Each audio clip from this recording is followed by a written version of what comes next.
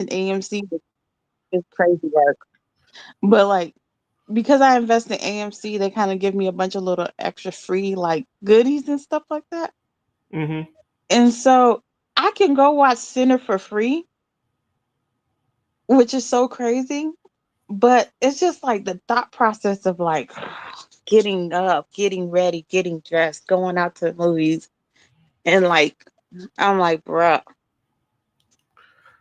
like I Um, wish AMC had like a a, a streaming service. Like I could still watch AMC movies, you know, but I could just watch it from my house. that would put movie theaters out the business. You know that, right? That's not my problem.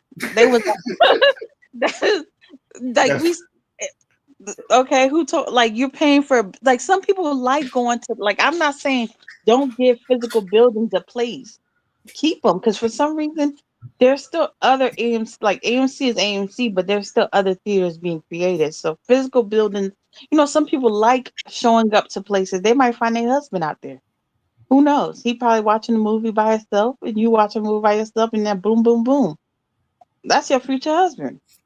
So I'm not saying that, but I'm just saying for the people who sometimes don't feel like leaving their house, if everybody got streaming service, why can't AMC got one too? And to be honest, their selection to be better than all of the other places. I shut all the streaming services down for AMC. mm, Like, like honestly speaking, AMC streaming service will definitely eat down because every movie that goes to theater will be on their streaming service, and every movie that been through theater will be on their streaming service. then they won't make no money in the regular theaters. I understand what you're saying. Like They for still will, because that's the thing. People will still physically like some people physically like being in buildings, in places. Uh, Some days I like to be outside, but some days I don't. mm, But some people like being in a theater to watch a movie because like unless you like m- unless you have like one of those like 100-inch screens or like something massive like your own like entertainment center like room and stuff like that, then hmm sometimes you see better quality in certain movies when you go watch it at theaters. I ain't gonna lie. Like your TV don't be doing enough justice. Even the IMAX TV ain't cutting it up. I So, mean, I'm pretty sure is if and I understand you saying people are going out there more, but if a lot of people are a little bit more antisocial, AMC is probably going to do that. yeah, I'm pretty sure it's gonna pop up with AMC. They have an app. It's like see if you don't want to go to movie theaters. yeah. You, There's gonna be a uh, streaming service like so they can make that. That can definitely double up the money. It ain't like people not gonna stop going to AMC for them expensive popcorn because Lord knows they is expensive. People still going to the movie theaters, and like some kids love the movies. Like some people really do enjoy being in the movie theaters when something released and it's packed, and then like everybody cracking up, especially still date nights like high school kids, middle school kids. Those were the date night spots. Like movie theaters, even though there's a lot of options for movie theaters now, it's not just like back in the days how you just had the two and then you might have like little mom and pop movie theater, but that like plays like one movie a day or something. that, But because you don't movie the theaters is still the date night spot for me. But then again, I've always been classic. I don't mind doing other things, but it's like my go-to. Like, you want to catch a movie? yeah, I'm telling you, go ahead, gentlemen, taking girls to the movie still. Do you open the doors still or no? Yeah, Okay. yeah. I told you, and I even pay on the first date. Yeah. I know you. Don't I know that's not your thing, but I still pay on the I'm first telling you. That's why I just said, yeah, I'm on my business. date. That's it. But shoot, This I little don't get unicorn over like even here. if I do pay, I don't expect nothing unless the vibe is there. But if it's just a cool day, it's a cool day. I don't be Yeah. expecting nothing extra. The vibes could be there on first date. Hmm. Like I just it's just the neutral vibes is always gonna be there for me on first date. Like it's just something about a neutral vibe just sits like it just sits right on the first date. Now second date, third date, fourth date, if it go past the first date, that means the vibes now. You go ahead and do your big one. But on first date, just to keep it neutral is better. It's better to just go ahead, cut it right in the middle. I You got must me, get you got you. you must you must get a lot of disagreement from a lot of women who are like, girl, I ain't, if he ain't paying, I ain't. He was like, if I he ain't a paying, I pick, ain't playing. they'll be quick to call you a pick. It's not being a pick me. It's just don't waste people's time. Like I ain't got the energy to be wasting people's time. Like, cause I believe in that good old karma. Uh huh. Like, and then people be need like, are you that hungry that you need a free date to go feed you? Like, bruh, stop playing with people. Like, if when you go to the store, like if you was going out to eat by yourself, you wouldn't order this, but because somebody else paying it, you ready to ball out on their dime. Like what? See, I don't even like when other people pay for my. I don't know. It's men or women, a man or woman. It's like I don't like other people. It's that weird because I don't like other people paying for me. No, well, it shouldn't be weird because you're a man. It'd be weird if I hear another one be like, I can't stand when a man pay for me. What? Now I love when a man pay for me. It's just I feel like the first date we don't really know each other like that for real. Just to keep it neutral, just to be on our p's and q's and everything. Because by the time we went on our first date, Lord knows I had a long conversation. Because I don't need to be outside with you wasting your time. I'm wasting my time. That's why when I hear people say, "Oh, he took me out to eat, and then he didn't have the money." So why did y'all go out to eat? In the conversation, you did not realize he didn't have money. How did y'all make it to a restaurant and you didn't realize he was on disability? Like, how did you make it out the door? uh, Shoot, I don't know. A lot of people don't plan. I don't think a lot of people they don't plan ahead. That's why like I tell people just like even me, if someone invites me out and I say I ain't got the money, it's just like it to me. It's just then and there. It's I catch up on Mhm. some other time, or I don't get paid until next week. I tell someone I don't get paid till next week. So when I get paid, you want to Mhm. go pop a movie or some shit like that. When I know I have money to do it, I'm not gonna like Yeah, at least you know you're planning a date ahead or some shit like that. But I exactly. see other people that go on dates and didn't have no money. It's like, why would you take someone on a date and then their first impression is you not having money or at Yeah, least that's not wrong. managing your money right? Why would you even accept to go on a date knowing you ain't had no money? But then again, I can't speak for females because females that walk out the house with no money and they ain't never met Peter from Paul. So I can't speak for women. That thing to me is just foreign. Like like also I can't speak when you don't know Peter from Paul and he mean you at your house. Bro, what? Another foreign thing to me. Like a guy meeting me at my house or knowing where I live, like that's like we gotta really be that close. Like real close.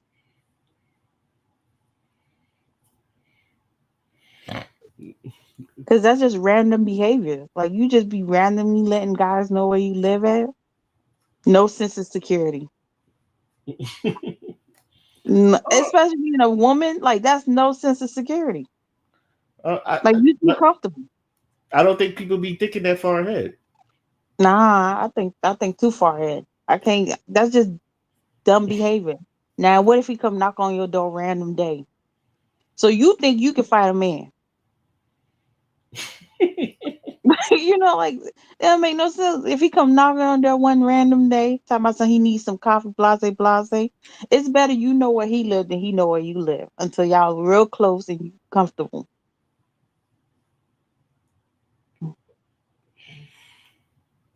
And he's a man. So at the end of the day, he don't need to come stay a night at your house. You stay a night at his house. Because guess what? He still gotta pay that rent or that mortgage. So you let him get you get comfortable at his house. In case you ready to drop your lease, you still comfortable at his house. The man don't drop the lease. No, you stay comfortable at his house. But then again, I'm a pick me, so I don't know. I'm foreign. Well, you know what they say about picnics? Yeah, they always They want to get be picked. picked. They get picked. So Yeah. that's why I tell people picnics is like the worst insult you can give to a woman Hmm. because eventually they'll get picked. For real. That's it. And half the time the pick me's be pick me's, but sometimes it's like that's to me. I was like, they're not being pick me's. They just being real basic. Like, do you not think about these things?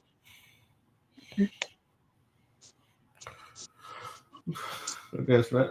Okay. After the party is the after party, everybody. That's a long intro. After the party is after party. Welcome everybody. I am your host, Ray. With me as always, we have Material Life. What up, B? Hey y'all. As you can see, it's been a while, so we just doing a little catching up. So I know it's been not a while. I feel like it's been a COVID minute. it has. It really has. Yeah, I we was haven't like, done damn, much. when was the last time? I was literally like, I damn, think when it was the was last time the we did an one after with party? the. I think it was the one with the what's his name? That there was the two dudes from Hardly HI whatever the Or- podcast, Oh, and the it was like debate. the dude, yeah, the dude that has like the wife. Now he got two wives, and he, I was they was showing the inside of their house, and then there was that other guy who believes like if you had a kid when you was young with somebody else, you need to go find that man and go back to Okay. him. Yeah, Yada Awakening versus Anton Daniels debate. Yeah. Yes, I think that was our last one. Damn, And that was months ago. mm, That might have been 2024, to tell you the truth. well, I guess this was our first one for 2020. It had to have been. Oh man, so I guess this that's is our how. first one for 2025. Let's clock it. Yeah, let's clock it. So other than that, how you been? You seems like you. I've been really good. I ain't gonna lie. This year it came, but we already in May. It's bull season, Taurus all day. I'm super excited because my birthday coming up. Hmm. Not right now, but real soon. And I don't know. I don't know what I want to do for my birthday. I don't know if I want to just be regular or if I want to do too much.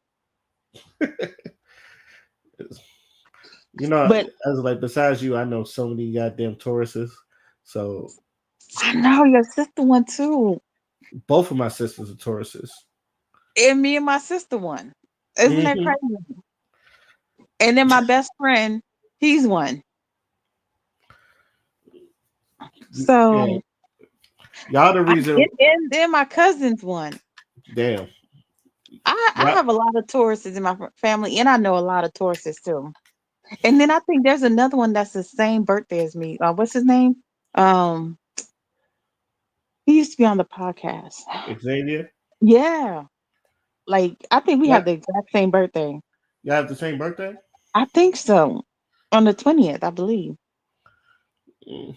We'll see. We'll see when it pops up. That'd be Mhm. interesting. If y'all did because I I know think so. I remember. because I know he's also a Taurus too. yeah, he a Taurus. Yeah, and I tell people y'all the reason why I do believe in astrology a little bit. And because people say it's pseudoscience, I said You have never been around a tourist, haven't you? They How? are who they say they are. I'm telling you. I, re- That's- I really believe people don't really change. They might transform, but they don't change. That same personality be still there.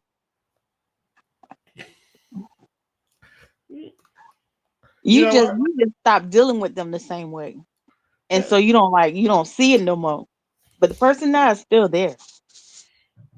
You you know what? I kind of agree with you. There's this person that like he a coon. He a real loud coon. That man end up finding God. You know, try to be all religious, but he still has his coonish ways. So it's just like that nigga ain't changed a bit. But he over here No, using but like instead of just like cursing people out, he go, "May God bless you." I said, "Don't use God as a safety net, nigga." This for real, I'm saying you, they don't really change the personality. Like the way they maneuver is different. Or either you stop dealing with them the same way, and so for some reason you like, hmm, okay. So you don't remove yourself from them, and so you forget about them. But then they always gonna bring back that old personality trait. It's gonna always hit somewhere, and you're gonna be like, "Oh, yeah, I remember now. Why I stopped dealing with yeah, oh yeah, I haven't been a while. Stop fucking with you. Yep, there you go. you." It just you just snap your fingers, and go. That's it, That's right that there. moment. hmm Let me I'm go gonna go ahead. this way. Let me go ahead and remove you from my circle real quick. I will Mhm. never be bringing you back. It don't matter how many more apologies. It don't matter how many times I've seen a little switcheroo. Yeah, let me go ahead and clock this. Put this in the memory bank for real, for real. Yeah. Also, I looked it up. It was 5 6 months ago. So yeah, last year. So this is hmm the first after party of 2024. I know we deep in May. The year Oh gonna be shit! over. It's gonna be Yeah. New Year's. Damn. We got to get consistent, Ray. I For real, know. for real. I know. Like, and we be having so much great like videos to rewatch.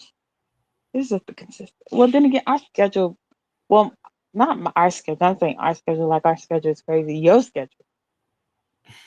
Your schedule be flip flopping and moving around, jumping up and Yeah. down, left and right. The fact that I still be doing this and my schedule be flip flopping, I said that's an amazing in itself. So I'm telling you. But you definitely one of the hardest workers I know. You a working man. I try. I try. You know, But because you oh already yeah. know. I one thing about that recording in content life, I quit. Yeah, I'll be asking you when you going to start I, doing it because I be you had a little motion. I get a little motivation, and then like the moment it get the right doing something post, it just feels so much work. I can't do it. I ain't got it in me. Like I just can't. It's just too much. I don't know how people do it, but it's too much. So that's why I said like Ray, you a unicorn. Thank you. That's fine. But, oh yeah, what I was saying. What was also what we was talking about before we got on? You was talking about I was giving you my theory. That's what it was. Yeah. That I do think that women they'll take more risk than men when it comes to certain things like home ownerships and like maybe trying different jobs, jumping from different jobs and going to school for a higher salary and all that other stuff. Because Yeah. like I think, and this is just me, it's just like which is also why I always believe in men and women needing each other because I think the women being there for the man, and if the man wants to take care of the woman, she pushes him to be more responsible or to take more things on for the like let's say y'all live in an apartment, but the hmm apartment's in a bad neighborhood. The woman pushes the man to get them into let's say a better neighborhood so I they can agree. live safer. I said so things like that because men like I don't want to say we're complacent. We just get real comfortable where we're at. Like if we're just taking care of ourselves. No, I agree. one thing I say, like I think it was a conversation we had a while back. It wasn't me and you. I think it was like, and it was like a girl and she was dating this guy and he was like, he was self motivated. He was motivated, but he didn't have the drive. Uh-huh. And I was like, what was she doing? Because for me, I feel like when a man has a woman in his life, if a woman is not like elevating you or trying to move you to the next next whatever tier, Mm-hmm. as as a and if a woman is allowing a man to be complacent and bummy, y'all at this point y'all don't need to be together because y'all not doing nothing for each other but hunching. Exactly. So like, and I tell people it's just like, let's say dudes, we'll get with other dudes and we'll room with each other and all that stuff. There's no problem. And I'm not saying this is a bad thing, but if you get a girlfriend and y'all really, really, really have motion and y'all really feeling each other, you're gonna want some time alone with yourself. You don't want to share that with Mhm. her. So your girl's gonna be like, babe, don't you just want our own place where you and me don't have to worry about someone seeing me naked and all that other stuff? Don't you just wish we just have our own? And then that's where the pushing to get your own spot going on, just for the Child, you ain't gonna hear that from me. First, I'm not even gonna tell you that because let me tell you, first thing you're gonna start seeing me do is sending you a bunch of job opportunities. Why would I tell? Oh, do you think we should? I know you think we should. That's just me being slow. Why would I tell you? Do you think we should? If I you feel the same, if I feel the way, I know you feel the way. If I want something better, I know you want something better. Because clearly, we with each other because we both understand each other, right? that's If and I know for a fact you can't afford something extreme yet, why would I? Babe, do you think we should? Where the money gonna come from? So you about to go strip on the streets? Like, make it make sense. How you gonna be asking him to elevate and you ain't giving? There's no extra money coming in nowhere. And unless you want to start, going 50-50, you can't ask a man to elevate when he already is doing 100 and you doing zero. So it's just not gonna work. right. So like, why would you even bring up that stress if you haven't showed him more opportunities for better jobs that's paying a little bit more? If you not telling him, okay, you can do like we can continue working here and let's save up until we can afford to like, we have about 8 months, 9 months, a year worth of rent for something that's better. So we are a little ahead. But if nothing changed in your life and you want him to move into something like if he's paying $500 a month on a room and you want him to go to $1,000 a month at an apartment by himself and nothing changed in his life other than you entering in it, make it make sense. Yo, I know your husband regrets divorcing you. It was I had to let that man go. I Mhm. understand. What I my understand. goal in life and like my goals and his goals, like when it comes down to his saving habits and his intellect, he had that top tier. The problem is he just didn't have self control, and those Mm, two don't. After a while, you just like, bro, like I can't do nothing for you. But like my goals and my like what I want for my life and what I want for my partner's life have always remained the same. If and I have always we've always pushed each other and stuff like that. Because the thing is, I believe that if you are with somebody, you can only elevate when you're with somebody. Y'all both elevate. If y'all both not elevating, then it's just y'all remaining stagnant. And the goal is to retire, is to be able to like live free, and not at the age of 80. and not at 60.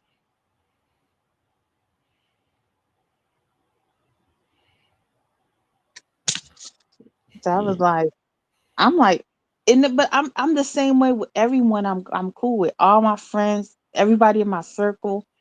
Like, if I know something that you like, something that you have a passion for, I always feel like I want to help you, get there.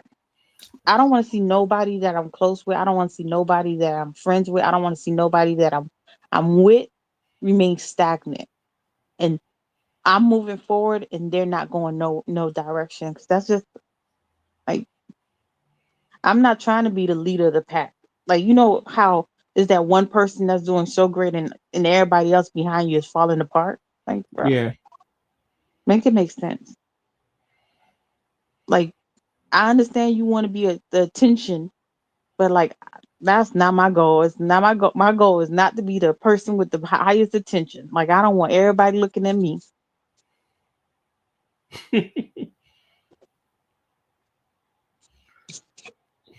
Okay. All right. Now, with that being said, and I loved your answer, by the way. I came in there. Hello. Oh, Yeah. yeah. I love your answer, by the way. This leads us to this video in which I sent you a clip of it. It was about Ryan Rootley Mhm. and him talking about his wife and how he met his wife and like the whole thing with preference You know. and a lot of the women in the comment section was saying that he settled or like he don't really love her or he just settled for her That's tough. and all that jargon. So what was your take on that? When I seen the little clip, I didn't feel like he settled. I feel like he was following like God's direction for him. I feel like for the longest he was doing his own thing, and to be honest, his own thing wasn't working. What his preference was back in the days wasn't reality of what his purpose was. He just like aesthetically, um, in his mind, he believed that that preference was what looked good. But then he met somebody who truly looked good from the inside to the all the way to like the core, all the way to the outside. And then when God puts that person in your way, in your path, it's like you ain't got no choice but to do better. And I know for a fact his life had to have gotten better. But I'm like, settle. I don't think that was a settle. But I didn't see the whole thing, but I feel like there's more to it. Like, I don't if that was if they're saying that they settled, I'm like, there has to be something like more to the story than the little clip is showing. Because if everyone keeps saying, oh, he settled, he settled, he settled, then what else in the clip that they talked about that was like, okay, that made it feel like he settled? Because I'm like, they didn't give that. The clip I saw gave, you know, God revealed something to him, and he finally stopped, moving on his own accord and started moving in the accord of God. And it can't go wrong from there unless there's something else.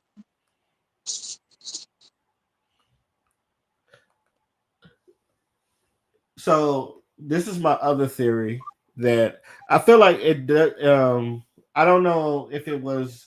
I think it's proven more for this generation than previous generations, but Mm, I think women want to be your fantasy and your reality,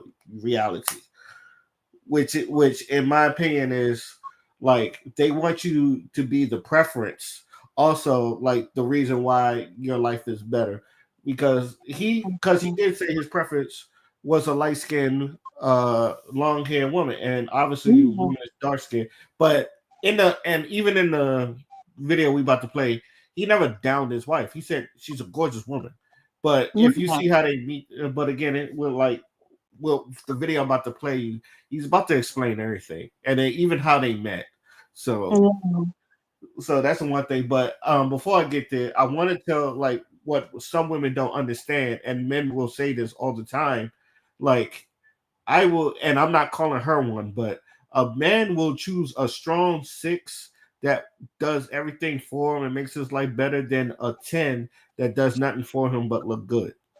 Like, Yeah. and it's like, and we won't look at that as settling. We'll look at it I call it a compromise.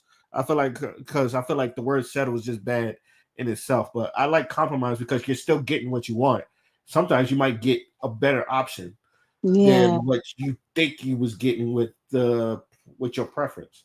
And I feel like with his wife, she was definitely what God instilled in him, what he needed. This is what you need. Hmm. This is what you thought you need, but this is what you really need. And Yeah. she showed that to him. And I think most women, because especially since y'all have a lot of options, and I say this, women have a lot of options that sometimes you'll even pass on good ones because you feel like there's someone better there. So sometimes you will miss out on good options. Men, Hmm. we get, we take what we can get, but at the same time, we still like if she does something for me and she does everything for me, I'm not going to give it up for someone that's not going to do anything for me. That's stupid. This is like the grass is, and people always tell you the grass ain't always greener on the other side.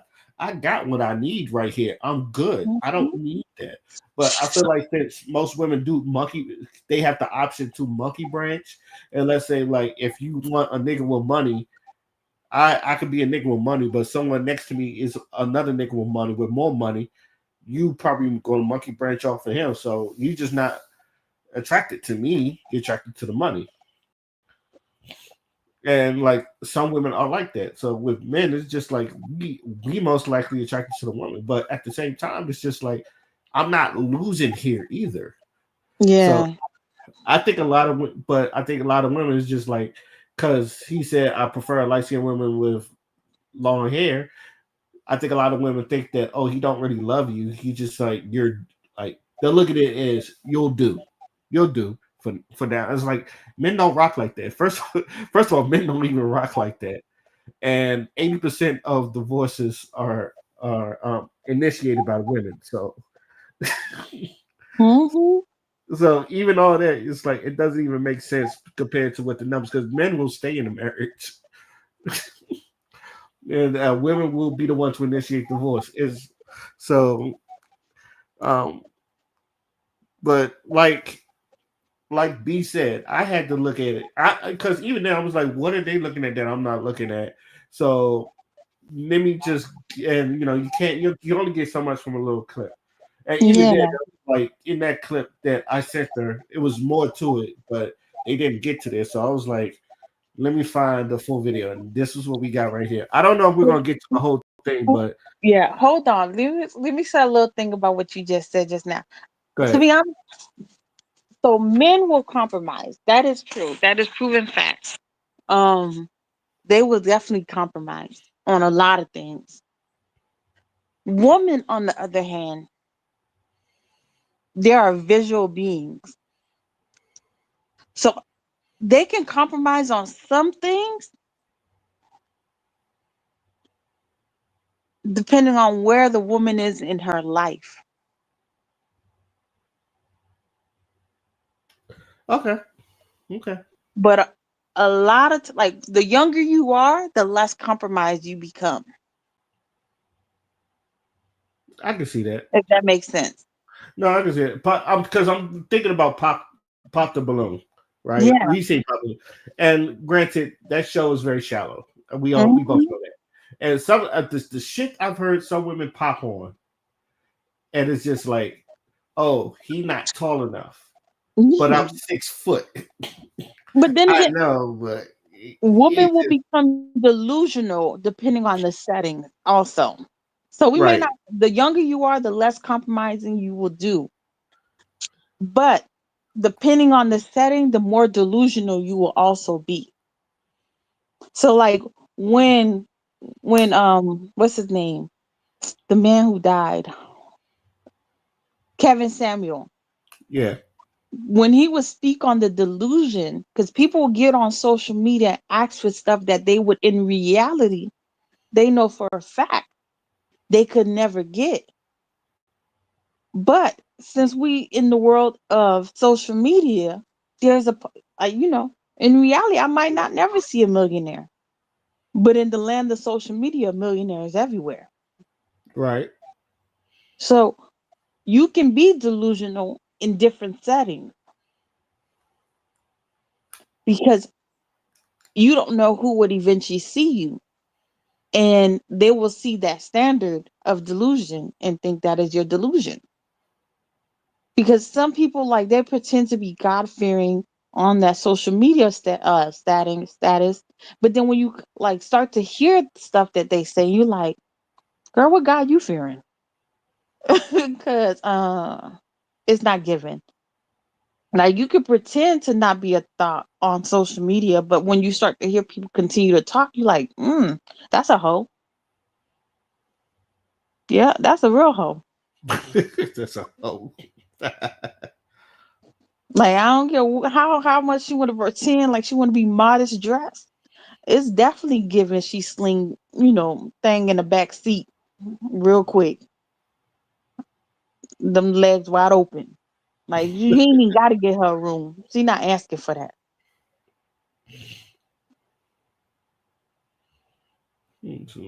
Okay. All right. Um, But I'm ready to this video. I was about to say, with that being said, let me know if you can hear this clearly. So let's get into the video. This is from the Dear Future Wifey podcast, Mm-hmm. and the title is called "What if your future spouse is waiting in your DM?" So let's get it. Mm. Everybody was talking about they supposed to be on the watch. Right. And then she said, you got to hear the story. So she started sending me stuff and all that. And I started reading and I was like, oh my God, I got to talk to them. I got to talk to them. So today's episode is affectionately titled Love in the DM. In the DM. Why did I call it that? How did y'all meet? Listen, so I'm surprised you didn't call this episode 20 Years a Single because that's how long Right. I was on this single journey as a woman. So we're really, really hoping that this dialogue would open up some encouragement in the hearts of the many single women that I'm sure are watching us. But we actually met before the DM happened. Okay, what it was the DM that initiated us becoming what we are now, but we met 7 years ago in Detroit. So just a little context, we both work in full-time ministry. I work in global ministry. My hubby is a minister and entrepreneur, but we are also artists. He's a producer. And so I was scheduled to sing in Detroit with a group I've been singing with and touring with for years. The crazy thing though was I almost wasn't going to be able to sing at this event because I was scheduled to be in Lansing for a personal ministry engagement. All right. So I went ahead and did that. I didn't know how it was logistically going to work out, but I was just praying that I could get down there in time. God would have it so that he just set it up where somebody who was blessed by the ministry I had done offered to take me, like literally sacrifice their time to take me down to Detroit, which was like an hour and a half away. The crazy part about it was I had no idea. I'm thinking this person is just taking me to an engagement. Yeah. They actually, because of their obedience and their sacrifice, they became a participant in our God-written love story. How? You got to explain that. Yeah. So I ended up getting dropped off at this engagement. And thankfully, had I not gone, I would not have been in the room where my future husband was and sitting. you said this was 7 years ago? Yeah. It was May 17th, 2014. Yep. Ryan Rutley was sitting in that audience that I was singing in background from my good brother, Lonnie Hunter. And so he comes up, he introduces himself to me after I sing. And so he did the like non-creepy thing, can we be Facebook friends? I'm like, all right, that's cool. No problem. That's all right. I thought he was cute, handsome chocolate man. And so I was like, yeah, that's cool. And so we did. The crazy thing though was we never spoke again until March 17th, 2021, during a pandemic. So hold on. So now, judging by just looking at them from a body language standpoint, what do you see anything that he looked like he settled? Or is there anything in that body language that looks like anything other than settling to you?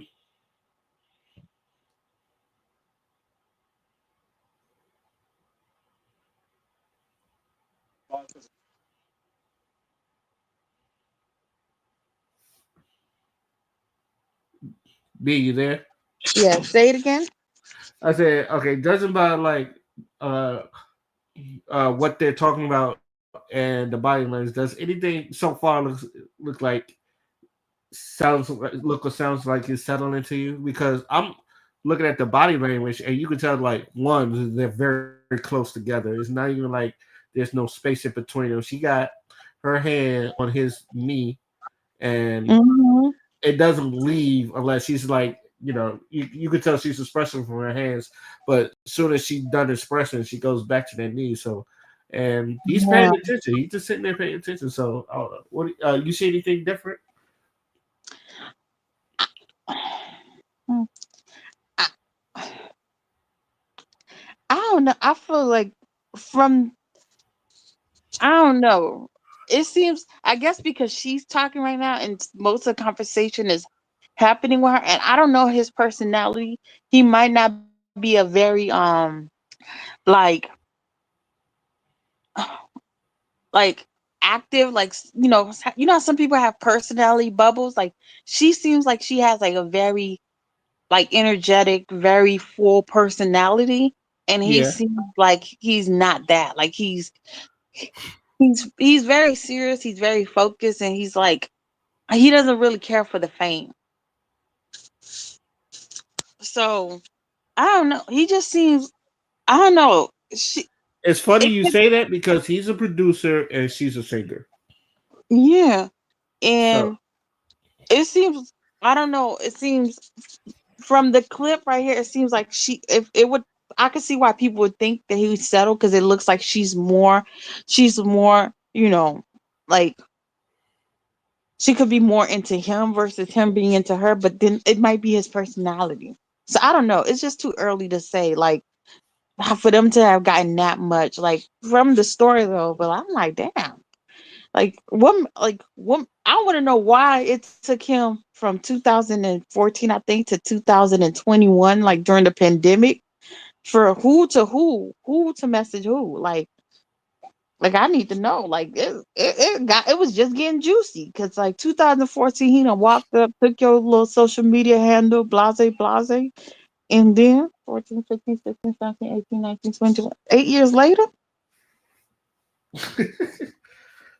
No, I mean 7 years later, he done finally, like, who slid in who? Like, did you slide in or he slid in? And why the pandemic? Like, hey, we always said the pandemic, the pandemic. I don't know. Like a lot of people, like they start recollecting things, they start doing things different. Oh yeah, that's a lot of people. People were scared to die alone. They started wanting to, some wanted to find their person, and a lot of others was like, "Yeah, I'm ready to leave this one." Oh yeah, that's funny and sad, because there was people who was just like, they was 2 weeks with their wives, and they was like, I don't want to be. Yeah, like, bro, being with your wife and your husband and go, I hate this nigga. It's just like, that's sad. It's just. But hey, like I said, the pandemic revealed a lot of things other than a virus. So it's showing up there. Okay, but I'm pretty sure he gets into it right here. So let's get it. 2021, during a pandemic. So hold on. So Ryan. Yes, sir. You see this beautiful woman on stage. You walk. Right. No, let me ask you. What did you think when you saw her? What was your motive when you went to approach her? To be honest with you, I was tired. I was in a season where God said, just be ready for your wife.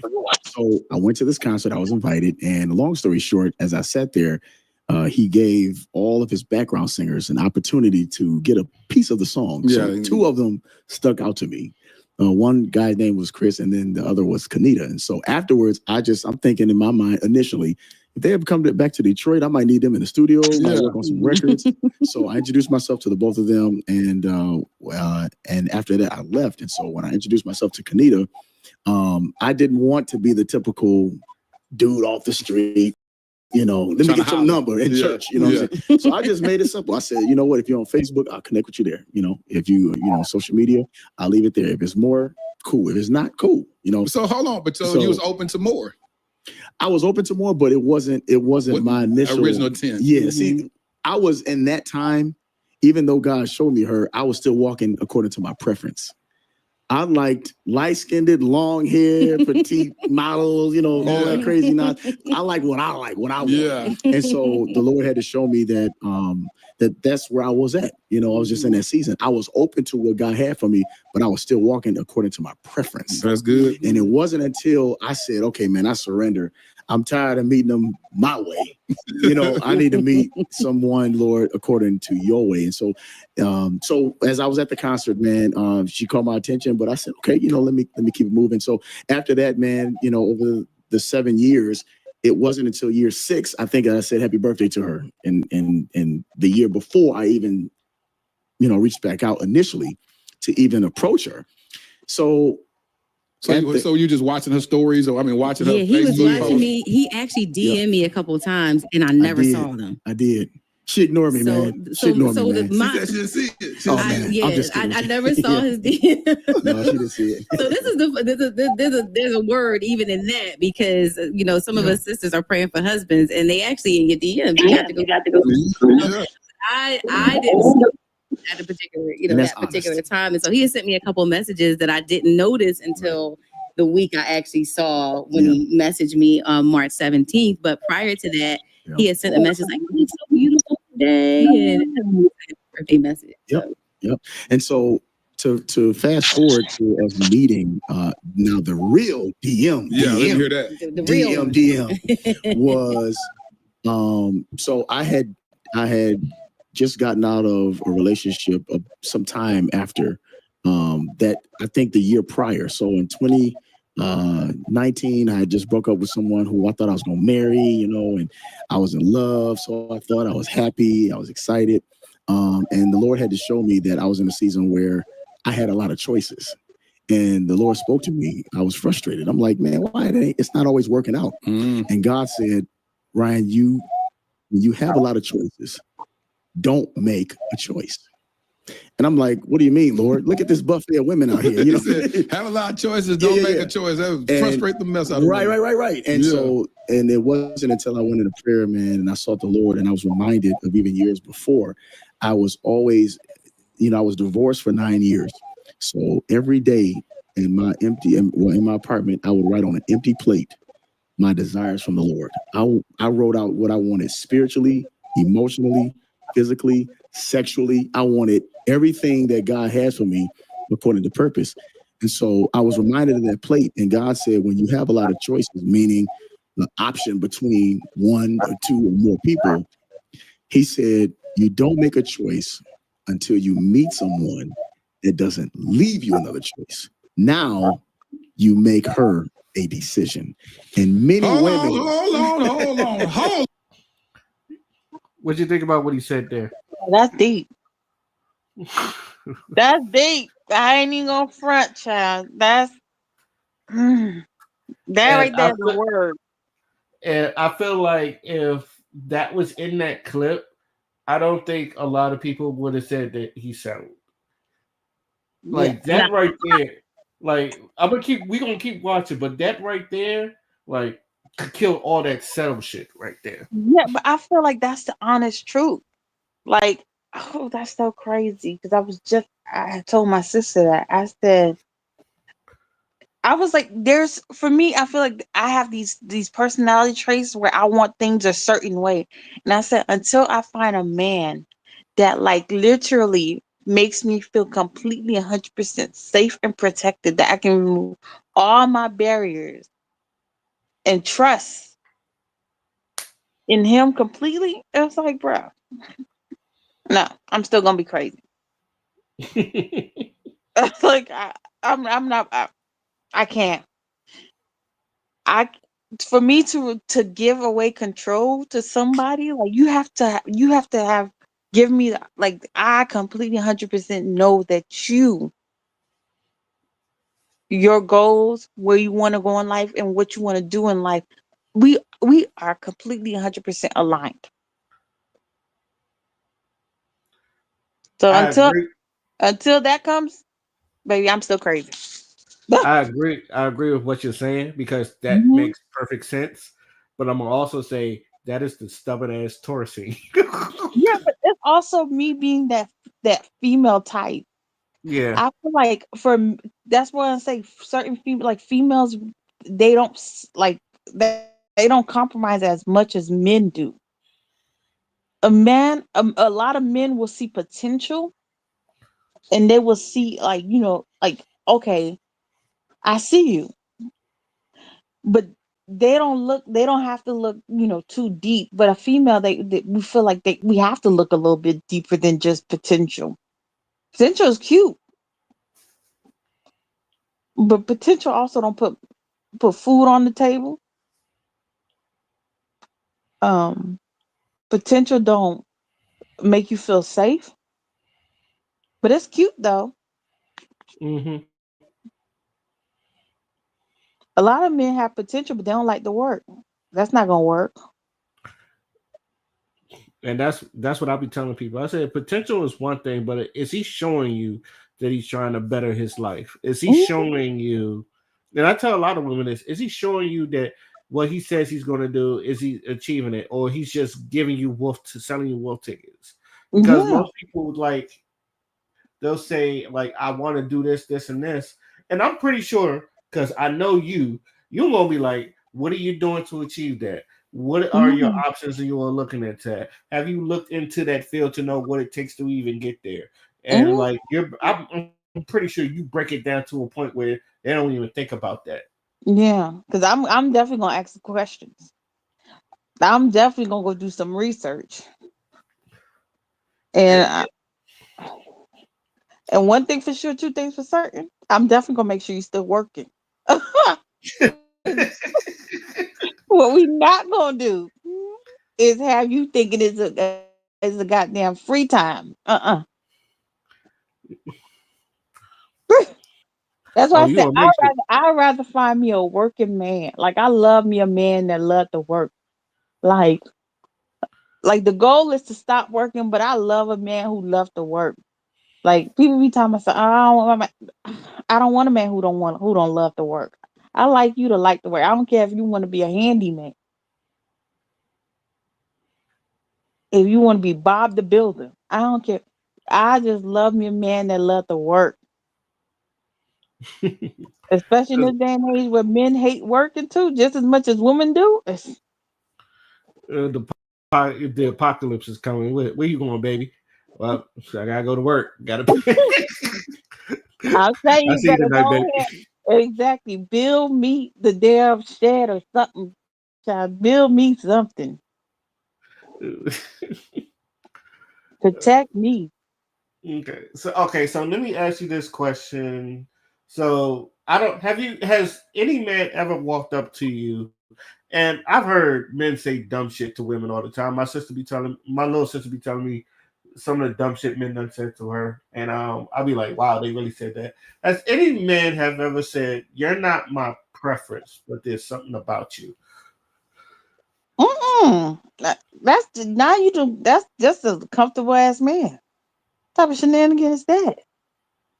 Right, because there's women that told me that they just said like I usually don't date black women or dark skinned women, but it's like I would date you or some shit like that. And I'll be wondering like What about this woman made this man so comfortable to say some crazy shenanigan like that?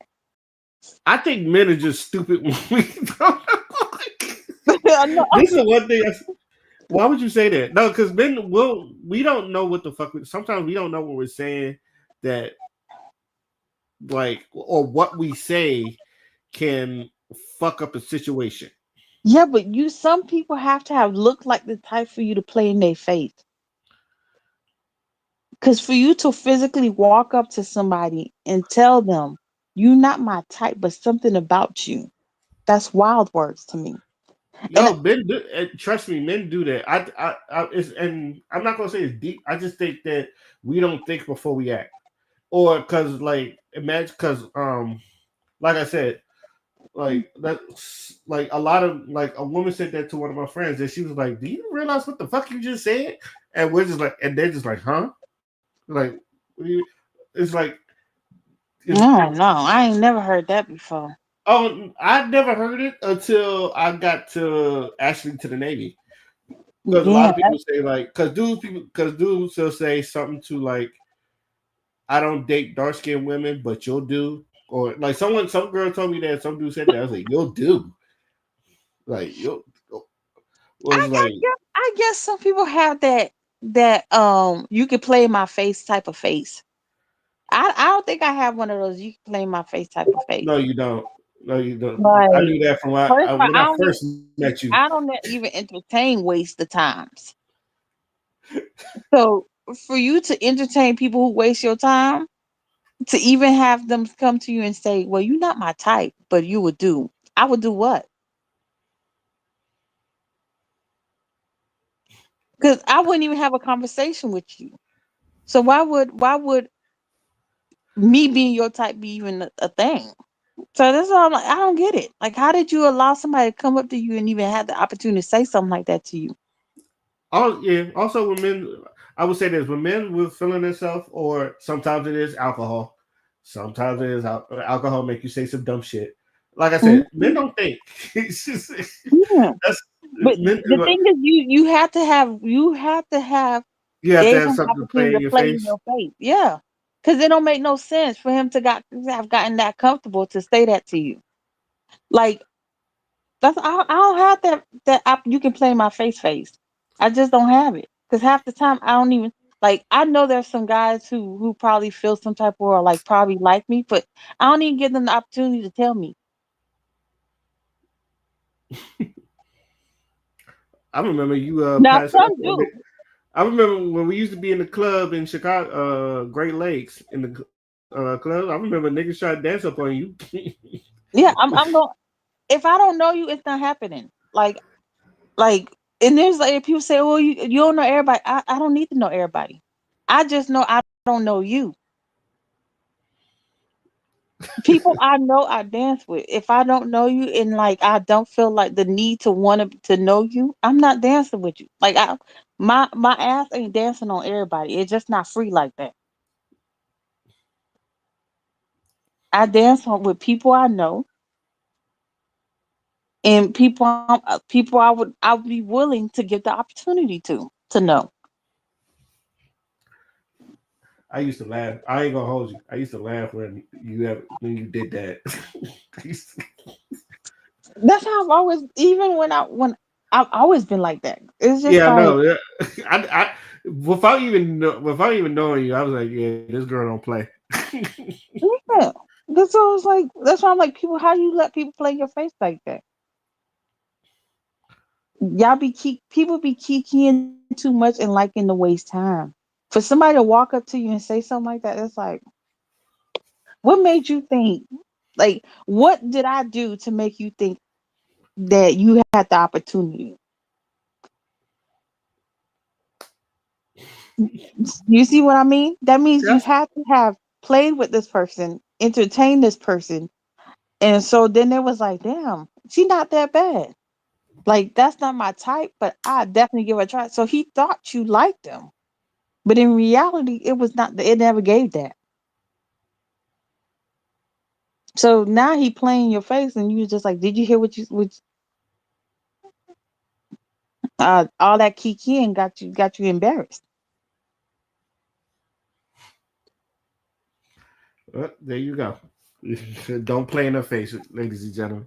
All right, let's No, get back no, into men the video. should not play like women shouldn't play in men face, and men should not play in women face. That's just in general. Like that's why I said if you don't like somebody for real, like the whole going out to eat with somebody, knowing that they not your type, knowing you don't like them, knowing y'all conversations ain't worthy of anything past staying on the phone. Like it ain't enough free food in this world to make me go waste my time.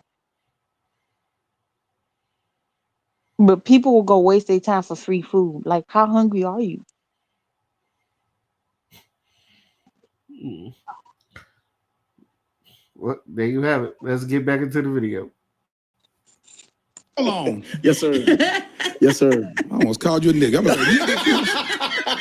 Is that what we had today? Boy, that's what we had. Let's go, man. We in the Did DM, you baby. say, hold on, say that one more again for the Yes, people sir. in the back. Yes, sir. Way in the back somewhere, who's hidden, who's forgotten, who forgot what love felt like, what it looked like. Because many people you meet, you know, I think that was my frustration, is that I was so frustrated it didn't work out. And God said, well, that's because you're expecting fruit from someone who was only supposed to sow a seed.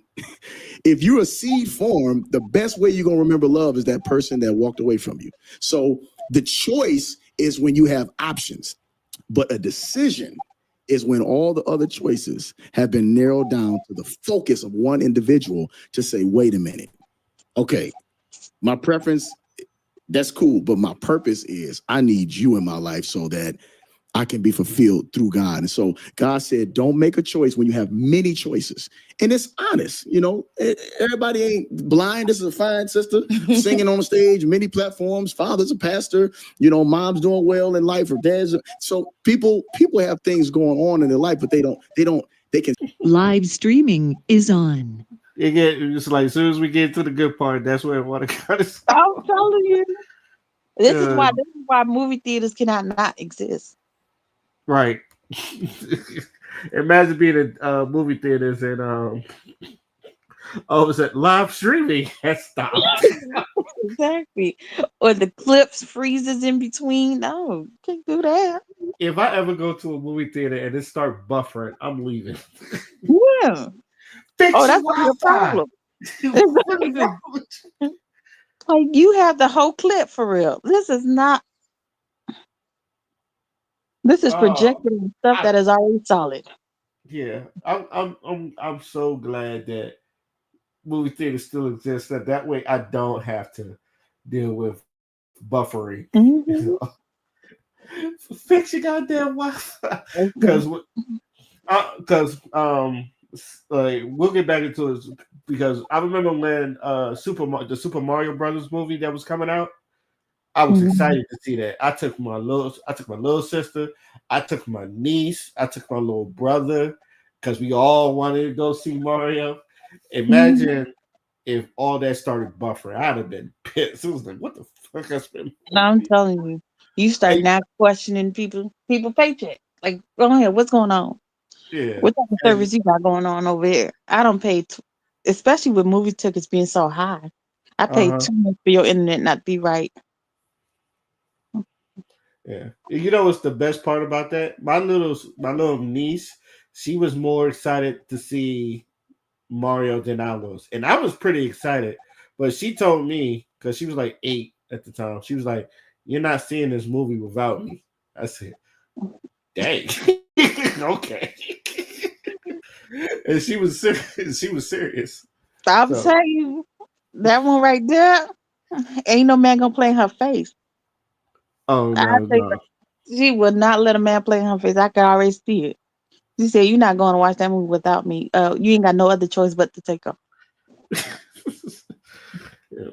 Yep. And I was like, it's funny because my other little sister, her mother, she was like, "Oh, y'all going to go see Mario?" I was like, "Yeah." I was like, and it's just like, and luckily it's like it lined up where everybody had the day off and all that stuff. I didn't even know my little brother wanted to go. He was like, "Can I go too?" So I was like, "Yeah, hop on." So, but let's get back into this video. Wait until you meet someone. Ladies, you offended man. Well, people have things going on in their life, but they can save themselves the headache by going through all these choices and sifting through. And God said, nope, don't make a choice when you have a lot of choices. Wait until you meet someone now that alleviates all the choices. And now you make that person a decision. And we date choices. We don't date decisions. That's why we don't get married. And so that's what God did for us, is he had to show us, because I believe one form of singlehood is also a form of selfishness. Talk about it. It's a form of selfishness. I wrote a book called Singular, The Precious Prayers and Principles for Singles Every Day. And it's not just chapter 1, chapter 2, chapter 3. There's actually 30 pressures, 30 prayers, and 30 principles that we have to deal with. And then I give singles homework assignments every day to focus on, because one part of the book talks about luggage versus baggage. Talk about the difference. I was talking to somebody about that one day. I want to hear your insight. What's the difference between luggage and baggage? Sure. Well, the thing Wait. What's up? What do you think? What is your difference between luggage and baggage? Ah, man. Okay. Usually with baggage, it's a lot of stuff that you're carrying with you that you shouldn't have carried if that's baggage. So I guess luggage is the good things, if I'm correct, because you as a person, you bring good traits and you bring bad traits, and sometimes even on vacations, sometimes you bring stuff you don't need. You don't need this, so you don't need to carry. Where are we going? Like, if you are let's say if you are a hardworking person and you are a motivator, and every time you step into a room, you light up the room. That's luggage. That's the good things you need. That's the stuff you need for where we're going. All right. I don't need the argumentative. I don't need the negative energy. I don't need all trauma that's holding you back from doing things. It's just because it's not going to be needed for where we're going. So baggage you could drop, but luggage is just like the good things that you should bring to it should be all your positive traits.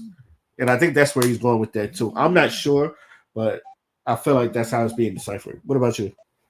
So for me, I feel like luggage is the stuff the essentials that you need, the things that you need, versus baggage is the stuff that you don't need, other people's stuff, things that you have brought along. So like when you go to baggage claim, it's not just your luggage that's there. It's a gang of stuff that's there. Everybody else's baggage is there. Everybody else's luggage is there. Right? Right. But your luggage is also there too. But when you have when you have luggage, you have that with you. You go and you check that in, right? Then it goes into baggage, and then when you leave in the airport and whatever, you go to baggage claim to pick it up. You have to go through a bunch of other baggages until you get to your luggage. So I feel like baggage is not just your stuff is there too. Don't get me wrong. You are also included in your baggage, but there's also a bunch of other things that have been added on to that. Other things that you're carrying on with, other things that you have to maneuver through, other people's BS, other people's livelihood, your family traumas, all that other stuff, blase, blase. Plus the essentials that you need to be the best you is also included. But when you just have your luggage, just your luggage, nobody else's stuff, is light. Like, it's not heavy. You don't have to worry about anybody else. You only you only focused on you.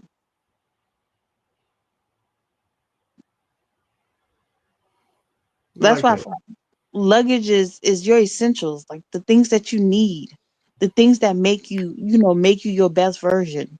Baggage is the things that was brought into your life, the things that that can fall off. It probably it came into a season, it could fall off. It wouldn't change you because it's other people's trauma that you didn't even know you was carrying or harboring.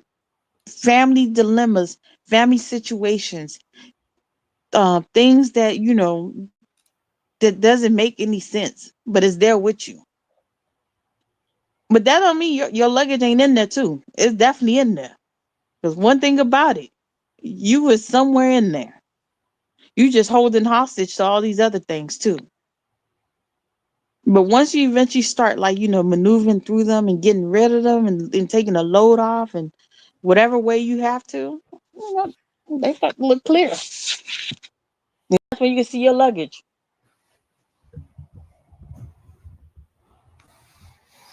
I like that.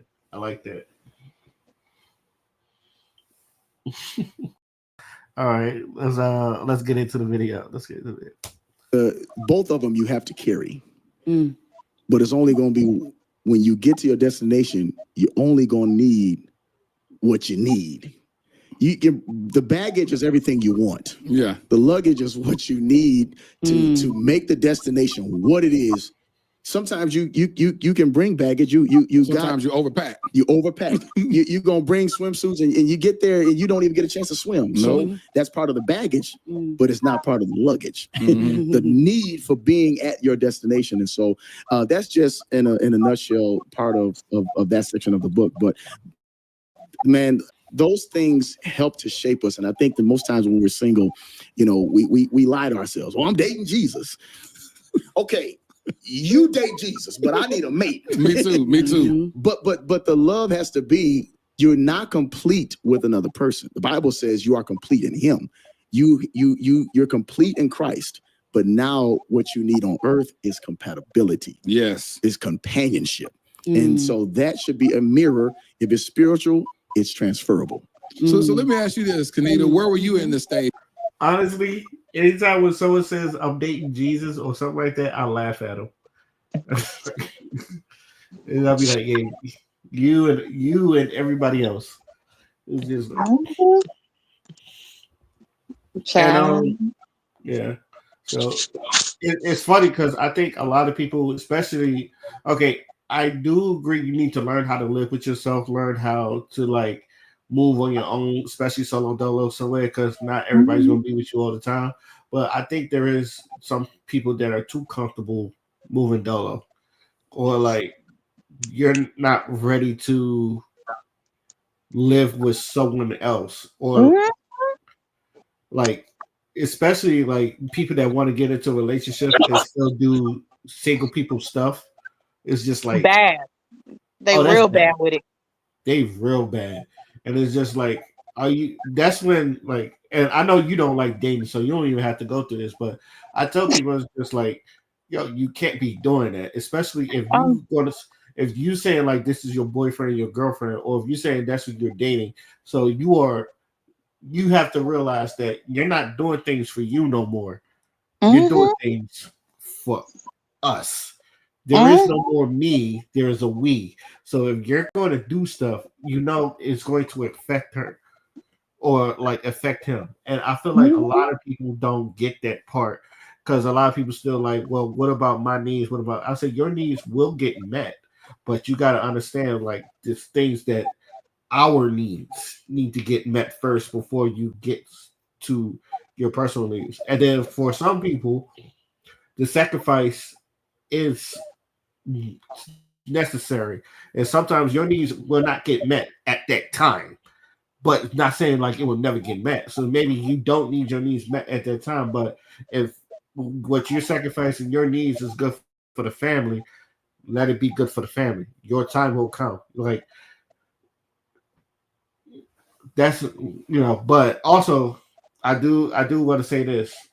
If you feel like you're not getting your needs met, you should speak out, because especially if someone wants to be reciprocal, because I feel like a lot of other relationships where, let's just say like the women, they're all glowing and they're single, and then next thing you know, they look all rough and like very different. I was like, you're holding energy that you shouldn't be holding, and you just you have to find some way to either let that go, or your person you're with is either selfish and not reciprocating the energy. So you're getting all his bad energy and you're not letting it loose. You're harnessing it, which is really bad for you, because if you're harnessing all that other stuff, then you're going to look it. And look what they do. So if you're harnessing all this stress from not just you, from the family, it's going to show in your face. So there's you no got reason to find a way to release that. I'm telling you, There he is. Let's get back into the video. In these 7 years, were you dating anybody? Did you get your heart broke, fall in love with somebody? Absolutely. One of the things that was probably a big challenge for me was, you know, a lot of times we as women, we will date potential. Wow. Right. There you go. There you go, B. Date potential.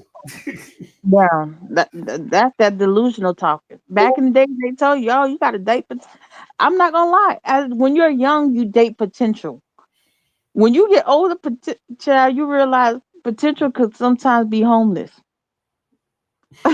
So you like, yeah, that's not gonna work. Young, you can date potential. Once you grew up, you realize a lot of potential is very much homeless. Like they have a lot of goals. They giving struggling artists. And I also tell fellas this: at some point, you gotta have something. Mhm. Like I like this, and this is the part I do side with women because, like, okay, when you're young, all you have is potential. So Yeah. that's only date potential. But somewhere along the lines, as a man or as adults, you gotta have something. At least something that shows at least like you may not be all the way there, but at least you got something that shows that hey, like just give me time. I'm working on. I'm going forward. I'm not going backwards. At least show people that you're going forward because, like I said, if you're stagnant, then they're just going to move on without you. Yeah. Now, some women, I mean, they'll hold on to potential because they don't. At one point, potential, like you know, you don't want that what happened to Taraji to happen to you. Right. You like, man, I don't want to be, you know, like I don't want him to eventually finally hit, and you know, I ain't getting no fruits of my labor. Some women will hold on and hold on and hold on, thinking it's gonna finally hit. But the problem what they fail to realize, it was never meant to hit with you. You And that's a holding sad. on. Whew. I said that's a sad truth. Yeah. You holding on thinking, I don't want to miss out on the opportunity, but it was never meant to hit with you. Like he will never reach his destiny as long as you still around. Now that doesn't mean he don't have the opportunity to spin the block after you let him, go find his destiny and he remembers you and he chooses to spin the block and come back and find you and help you up. But so like some people hold on to potential and be mad when they look at themselves and they realize, damn, that nigga ain't they ain't getting nothing out of it. Not a damn thing. All right, let's get back into the video. And so while I have always been very missional, very motivated, I serve in global ministry. During my single years, I traveled to 5 out of 7 continents in the world, started an organization in East Africa, started my doctorate degree, which is when, I got that DM that just shook up my entire life. Right. But during that process, I was being formed into the woman that was being prepared to be a wife. But I also had detours where I would be in relationships with men that looked good on paper. Wow. Talk about it. Wow. They look great on paper. I've dated ministers before, men who profess Christ, who are active in ministry, men who are popular, who are charismatic. But it wasn't until Ryan came into my life that I was actually loved well, that I was actually loved in a way that was a reflection of Christ's love for his church. Stop right about there. To jump well, because I always say when my homegirls meet guys that love me well, I always say that. I said, thank you for loving my friend well. Yeah. Because it looks different. It hits different. It's like, what filial love covers you, where you say exactly what you just said. It's reflecting the heart of Christ. That person that God brought into your life is literally reflecting Christ's love on you. Absolutely. Absolutely. And so the thing about it is, one of the reasons why our perspective has to be shaped by God's standard for us and his love for us is because we'll be able to differentiate, the kind of love that we're receiving, and we won't be looking for a man to be a husband if he's not even a good brother. You don't even know how to treat me as a brother. I mean, the very fundamentals of what it means to be a Christian. Yeah. You're not even, the standard there. We can't even practice general forgiveness and, patience with one another, long suffering with one another, grace with one another. So when that standard is not met, a lot of times women will pour themselves into these kind of relationships. There is no spiritual equity whatsoever. The person professes Christ, and I have been in that situation. And a lot of people, especially those who know me, they know the ministry that I've been a part of. My work internationally is empowering young women and girls who are victims of sexual violence, tribal war, and early childhood marriage. How could I be in a relationship setting up? Last relationship before Ryan was bad. It was bad. It was bad. I was gracious. It was bad. It was God's mercy, because I remember traveling and taking a trip with this person, and God basically telling me that this is a preview. I'm gonna give you 5 days of what the rest of your life is going to look like if you marry this person. When I say trips, will I used to have this saying, because, and this was for me, and this is kind of like how I kind of move, and I see other people do it too, but this has always been helpful with me when it comes to relationships. I can understand I'm not someone's first option, and I've always been fine with that. I'm pretty sure I'm not someone's type too when I get into some of these conversations or even get into some of these relationships. But I've always told people I'm not trying to be your first option. I'm trying to be your best option, because sometimes your first option is your good option. Sometimes you might meet a dude that may not, or meet a girl that may not have physical needs that you think that you like, but they check everything else on that box, and it's just like you be stupid enough not to choose this person, where this person is everything that you really need and really desire. And sometimes we do get into relationships where that person doesn't appreciate it until you're gone. And this is why, I'm real big on reciprocating in relationships, because I know women, they be in relationships where like they give they all to a man and the man don't give them shit.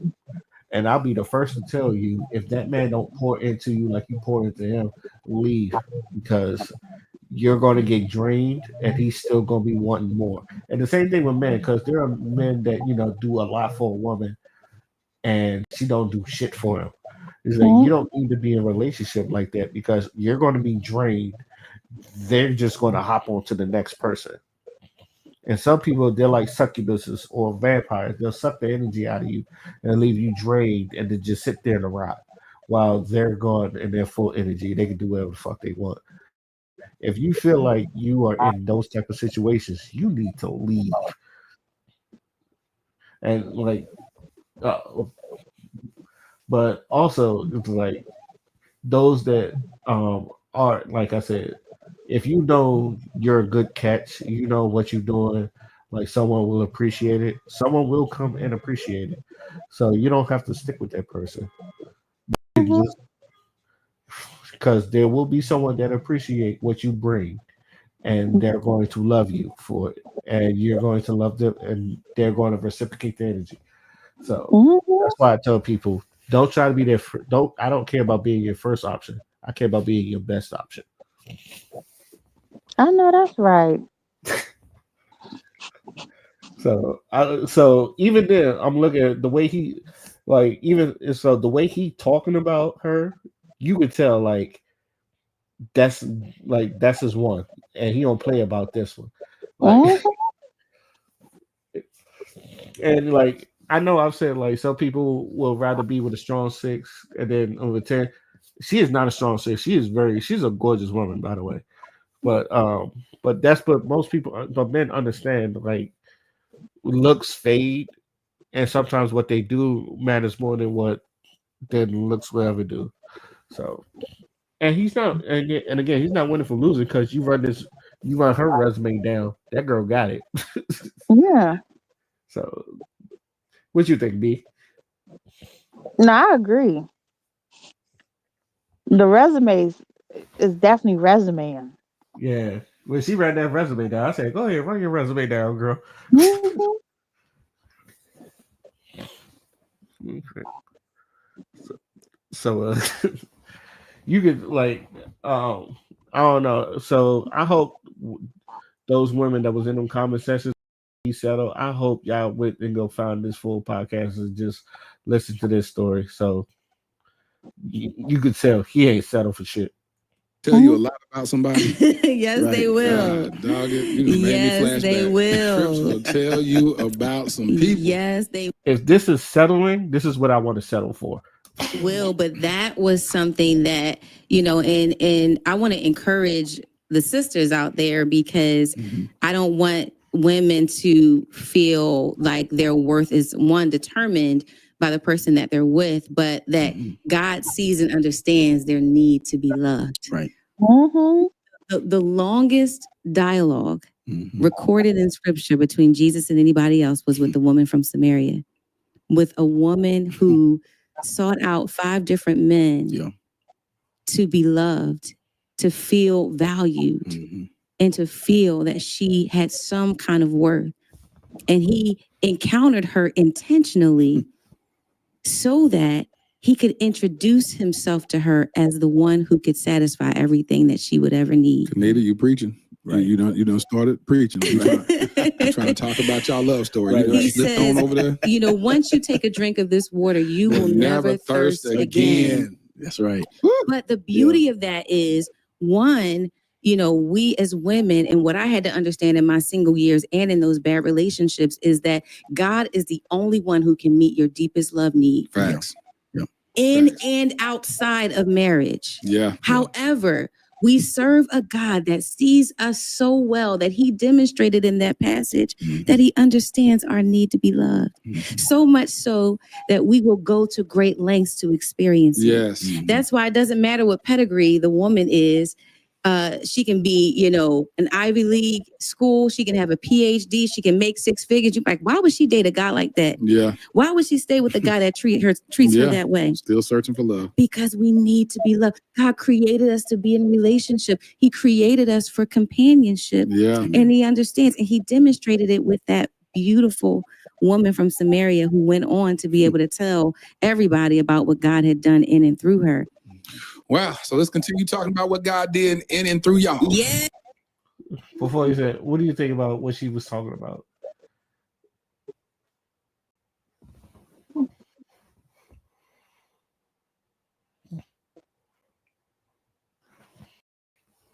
You hear me, B?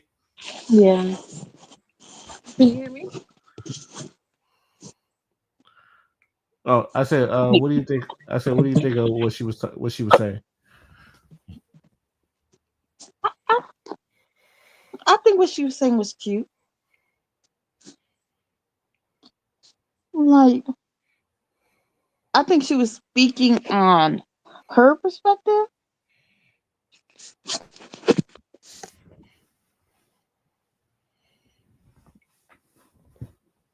I think she was speaking more on her perspective.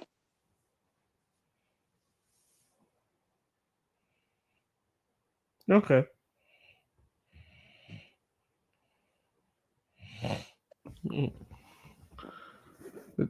Shoot. All right. Well, let's get back into the video. Yes. So he slid in your DM. And what year was that? In 2021? Okay, so that was 2021 in It was the March. thick of the pandemic. Mm-hmm. I literally was at home doing absolutely nothing. I had no prospects, none of that. Wow. And so he reaches out to me. Yep. And it's tell him what amazing. happened though. Yeah, so it's amazing. So I was just in fasting and praying. Like I said, I had this breakup, and so I just went. I said, you know what? I'm going cold turkey, Lord. Listen, I need to hear from you, and I need to find my wife. So in March, what I did was I went into prayer and I started pacing the floor. So I saw this image of Kenita out of nowhere. It was just when you saw the image, that it was her when you saw it. I did. Okay, but I didn't know why. I'm like, why am I thinking about this woman? So 3 times, the first thought that came to my mind, I just saw her in my head, and it was like God just put this image of her right there, and so the first time I said, Lord, is this me? Is this you? You know what I mean? Like which one which one you want to play today? You know what I mean? So the second time, I just began to intercede for her. Most times when God shows me in a vision or a dream, praying. People, I'm like automatically, Lord, whatever need needs to be met, whatever it is you want to speak to them or show them, make it happen. So I prayed for the third time. I literally said, okay, Lord, speak, because it was so strong. It was like I didn't have any peace until I got the answer while I was thinking about it. So the Lord spoke. And the 3 occurrences was in the same moment. The same moment, right there, because I inquired of the Lord. So he said, just like you're doing right now. See, God is not spooky. He's special. You know what I'm saying? It doesn't take rocket science when it's God. So he said, in a practical way, just like you are right now, send her a message and tell her you're thinking about her. And that's it. Now, you got to understand something, Terrence. That right there hit, though. I'm telling you. It hit. You slap. Okay, go ahead. I never, ever wanted to date, marry, or meet anybody. Again, according to my preference, I'm thinking maybe it's somebody I knew a long time, I went to school with. I never would have thought I would have met my wife through social media or making an approach or an attempt to meet her through social media. But it was clean. It was clean. It was godly. So God was just like, send her a message and tell her you're thinking about her. Just like that. I sent the message to her. Now, you got to keep in mind, the other 2 messages she didn't see. You know what I'm saying? So now that took some faith. It's a risk. There's a risk. Wasting my time again. This woman ain't thinking twice about me. I'm gonna call one of her friends and tell her. Right.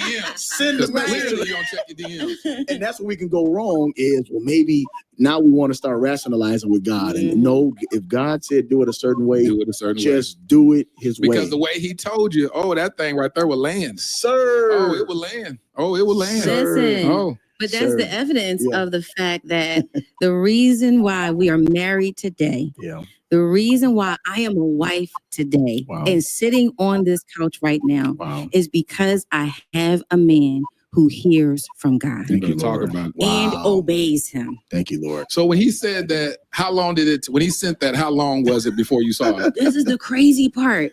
Now, anybody that's a friend of mine, they really love me because I'm horrible with DMs, especially on Facebook. Sure.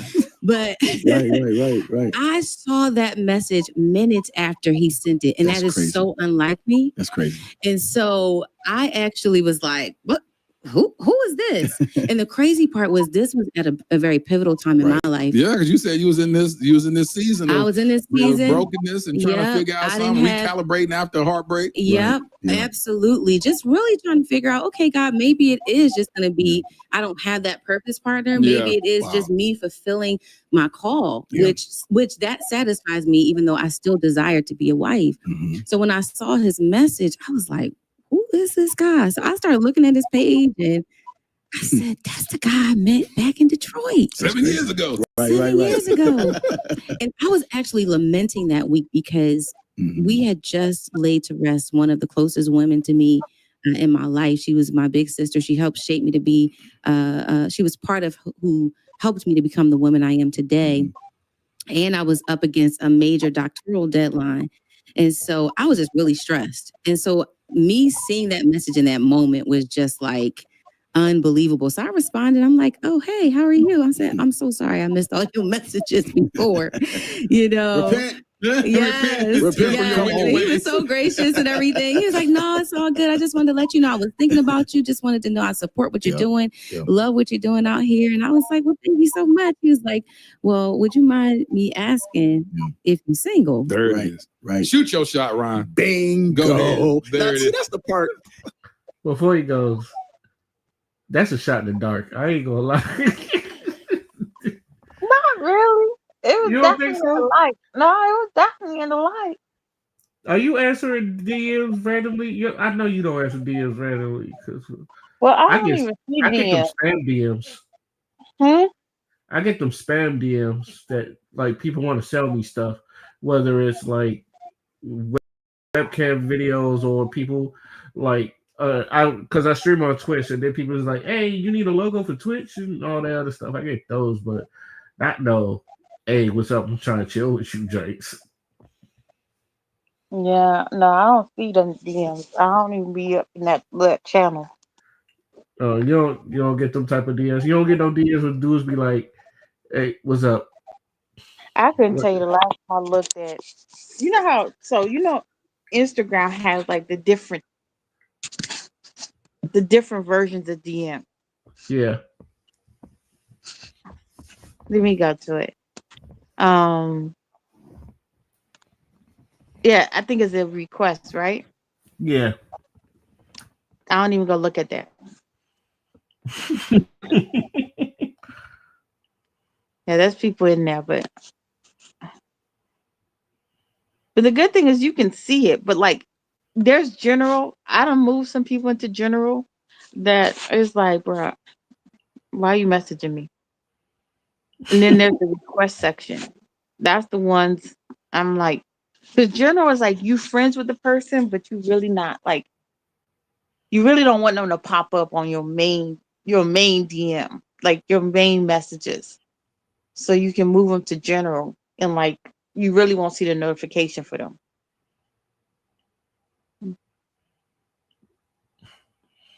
And then there's the request one.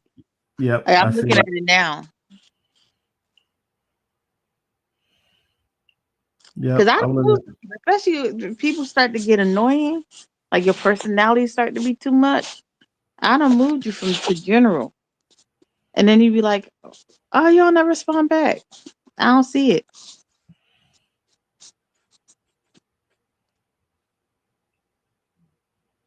But I didn't know that the request had an extended itself. I just looked at mine too, but it's nothing but bots. Like I said, Yeah, it's like there's story reply request. There's all like I'm like, oh, this is wild. But yeah, I'm pretty sure. But like I said, I figure like a woman's DMs is more or less dudes, more or less normal dudes. They probably see you, they try out because now like dudes don't really walk up to you and talk to you. They'll go, "What's our Instagram?" and then holler at you there. Yeah, I hate when I say. That's why I don't really like social media that much, and I try to stay off of it as much as often. Like I disassociate from social media very much, and if I'm on there, it's probably just to like laugh or repost or reshare something I thought was funny or cute or whatever. But like I try not to be on social media as much because I feel like it gives toxic energy. Oh yeah. Don't go on. I would tell you this. Don't go on Threads. Bro, I haven't. I just feel like there's already enough social media. I can't download more. I just need to limit myself.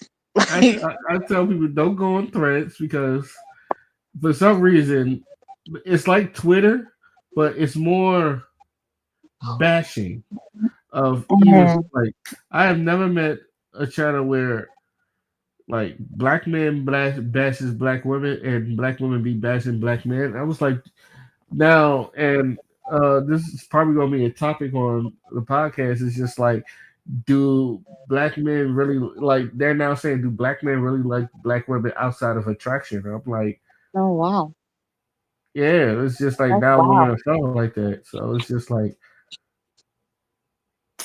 I had my thoughts, but I was just like, I just just like why are we even getting to this point? But I don't think no one really socializes no more. So that's just but, that I agree with. You said A lot of that socializing. A lot that is an art form that is being lost. oh yeah. And it's also a little bit like low key exhausting. Like,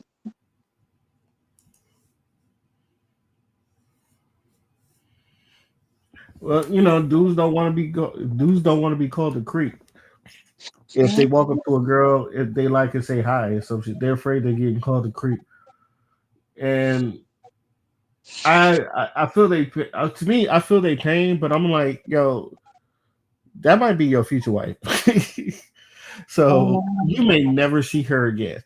So, I've always had that, especially like if you really like it, just go for it. And shoot your shot, because that's how men always like guarded their women. It's just like you walk up to her, you say hi, you introduce yourself.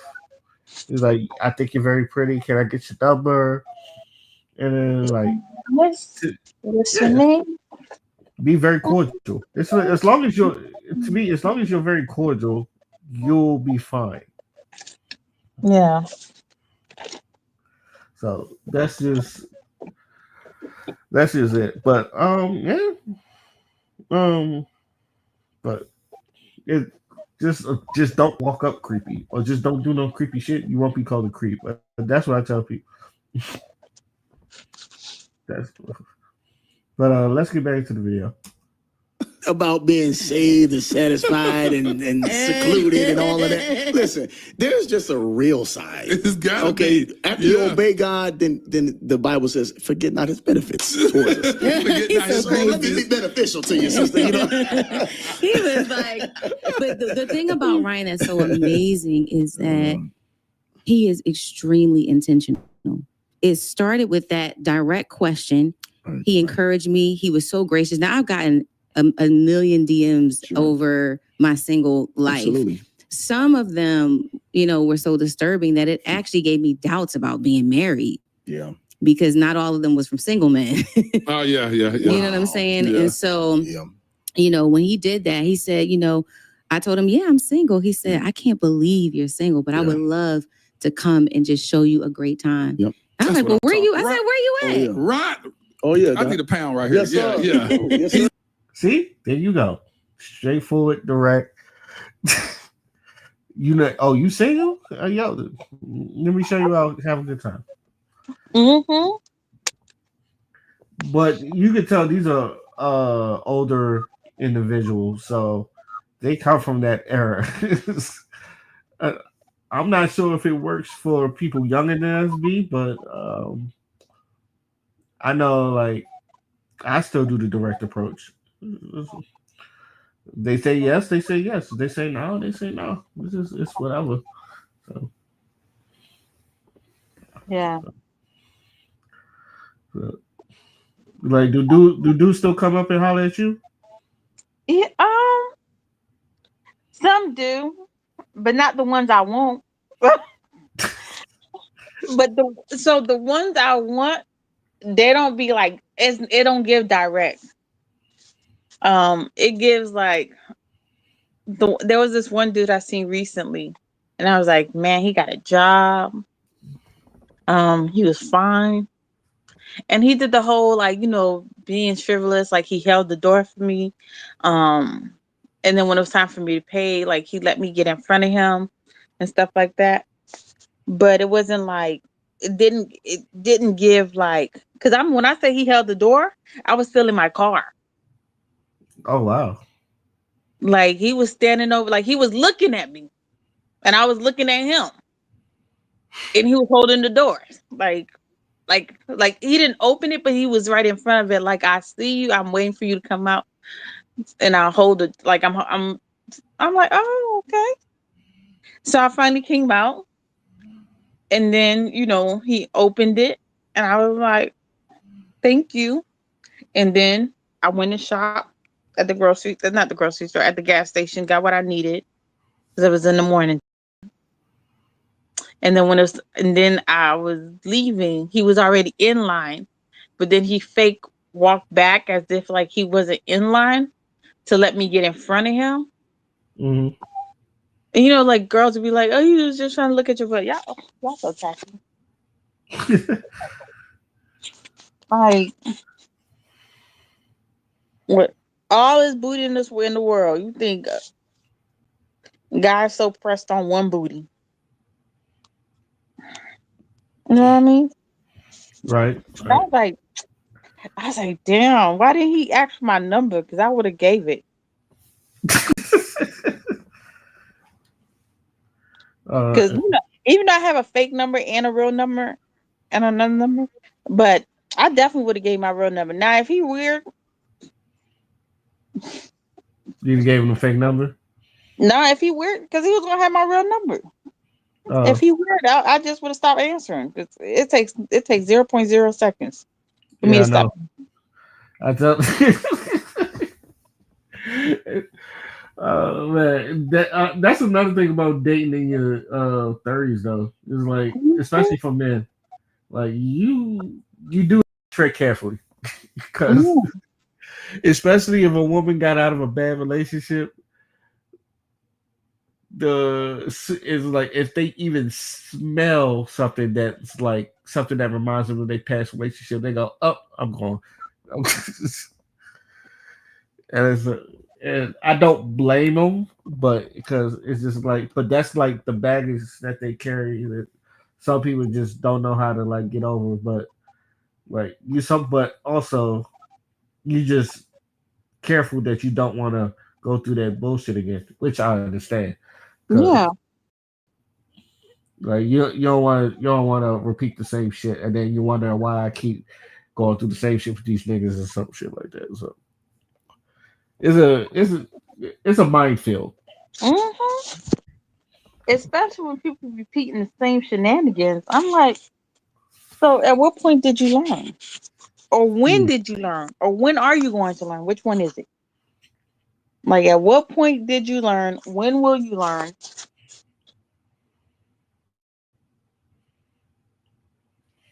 Right. Let's get back into the video. He said, I would love to come. Yep. See, that means he has to go. Yeah. Yes, sir. No. Go ahead. Deal with that. Deal with that, T. I'm trying not to preach right now, Ryan. It gets better. He said, go ahead. It gets better. First of all, he didn't even know where I was. Okay. Wherever you at. So wherever you at, exactly. Yes, so he's like, I said, well, where are you? He said, I'm in Detroit. He's like, where are you at? You in Houston? I said, no. I said, I'm in Philadelphia. He's like, oh girl, that ain't nothing but a flight. He was like, I will come there. He was like, I'll plan everything out. And I actually didn't believe him, to be honest with you. I didn't think he was going to go to that length. Yeah. Not that because I didn't feel like I was worth it. What type of man that was that settled? How did he settle? Child, what amount of work he putting in? Where was the settled at? Because they must have. Again, they did. This is what happens when like you see the fucking full clip or some shit like that. That nigga pursued. Exactly. I mean, he went hard. And ready to fly. He flew or was ready to fly. He said, "Dang, nothing but a flight." And he planned it. He planned everything. But where was the sound? That man, God said, "I ain't giving." God said, "Boy, I let you play for a little bit. Now it's time to the years of playing is over." That man went to work. Oh, he said, "I got you," and this is. Honestly, and always try to be a man of my word. Because when I tell you, like, if I tell you I got you, I got you. Mm-hmm. If I tell you, I like, especially if I'm, don't matter who I'm with, whether I'm dating with you or not. If I say, yo, let's go get something to eat, and you're like, I ain't got no money, I say, I got you. I got you. You're like, yo, you don't know, and for some reason, And I Mm-hmm. never really, I don't take this for granted, but it really does put a smile on people's faces. It's like, damn, okay. It's like, you. It's just I'm because I want your company next to me. So I know that's right. like if we gonna go somewhere like the first time I'm not gonna lie, I've done it before, but the one time I did it, and this was when I was in school for film, and there was this girl that she actually just came, sat down, talked to me, and I was like, okay, we just have this but we was having such a good conversation, and I was hungry, so I was like, well, I'm about to go get something to eat. It was like, would you like to accompany me? She was like, I ain't got no money, and I was like, it's cool, I got you. He was like, we go get something to eat, and I was just like, because I did want the conversation to continue. The girl kissed me on the cheek. I said, "Oh shit!" I wasn't expecting. So it was just like, just tell her what you get, and it was like I paid for it, and I paid for it, and she was real grateful. So it shows like when someone's just like on their grind, on their shit, and they tell you they do something, all that stuff.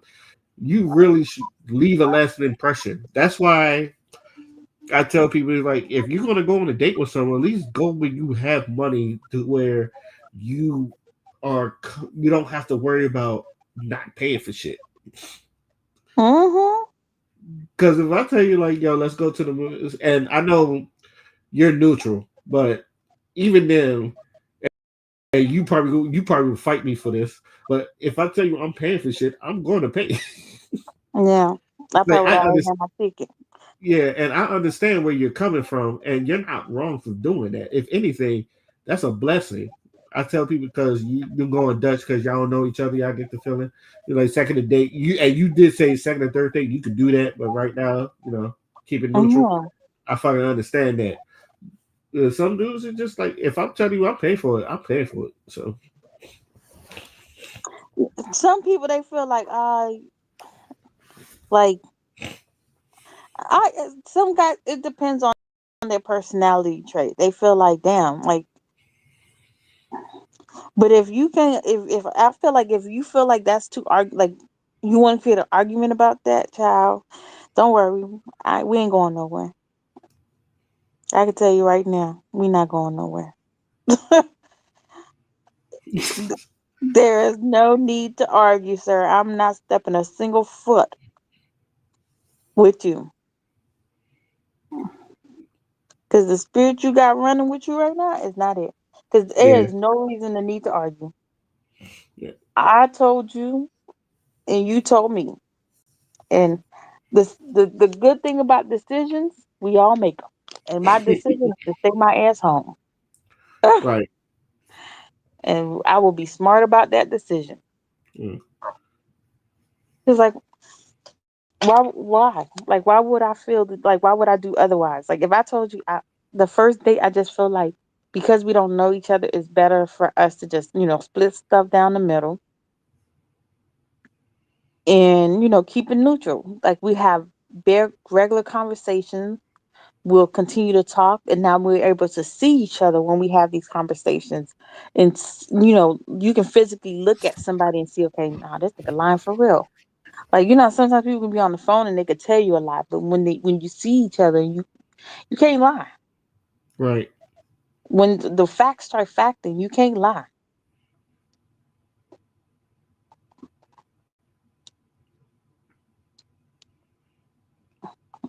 Exactly. So shoot. Plus, if a woman and dudes and I like even I had to learn this. Sometimes if the woman says she'll pay, I'll pay. Hmm. I'm not Okay. paying for the now. One thing for sure, two things for certain. I'm paying for me on first night. Mm-hmm. If I tell a guy I got it, I'm taking you out. We this and that. Then I done planned everything. Completely planned everything. Like that's different.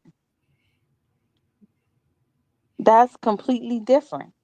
Now, if we on our second, we went out the second, third time, and he's paying for everything, this and that, and I'm like, oh, are you free on like this date? Like there's this nice place that I would like to take you to. That's you see, there's that difference, right? In the Hmm. wording. And I'm gonna pick some place that my financial budget can hold down. And as a man, if you taking me out, you should pick some place your financial budget can hold down. Don't go to Root Chris and you know you only got Popeye's money right now. Don't do it to yourself.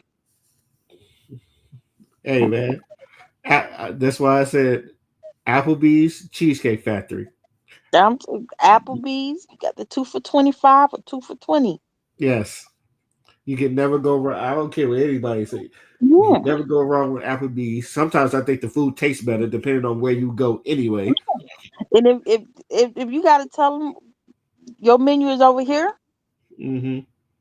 you gotta tell them that. Because at the end of the day, if you paying,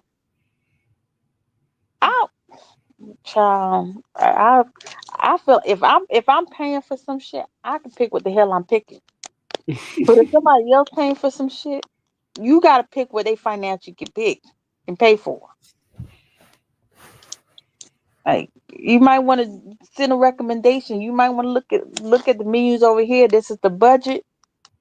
You gotta be honest. Don't lie.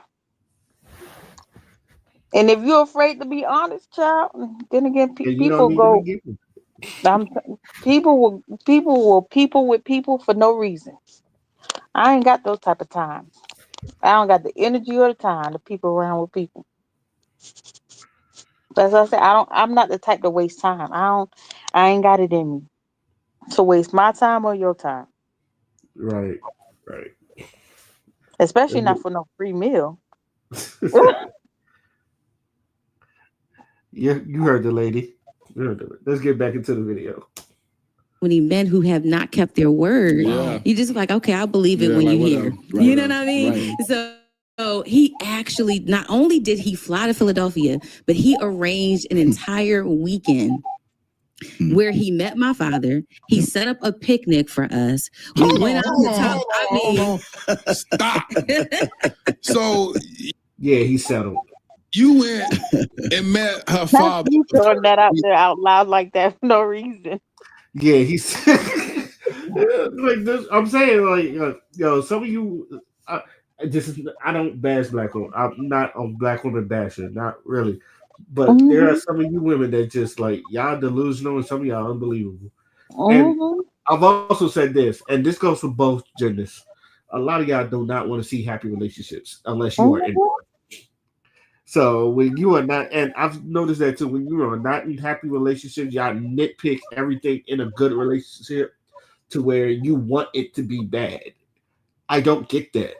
I don't get what I don't get any of y'all that do that because I've seen that happen before. Like even with this, they say, oh, he don't really love her. He just settled for her. Like I bet you he'll leave you for a light skinned jerk. This man set up a picnic, met up with his father, and then just arranged the whole weekend. You're not doing for someone that's not a you'll do. You don't do that. That's what I'm saying. Like then we like even when we ask your hands for marriage, that's forever. That's not no marriage is not a you'll do thing. Like that's a commitment to having the whole till death to us part. I'm gonna be this not no you'll do.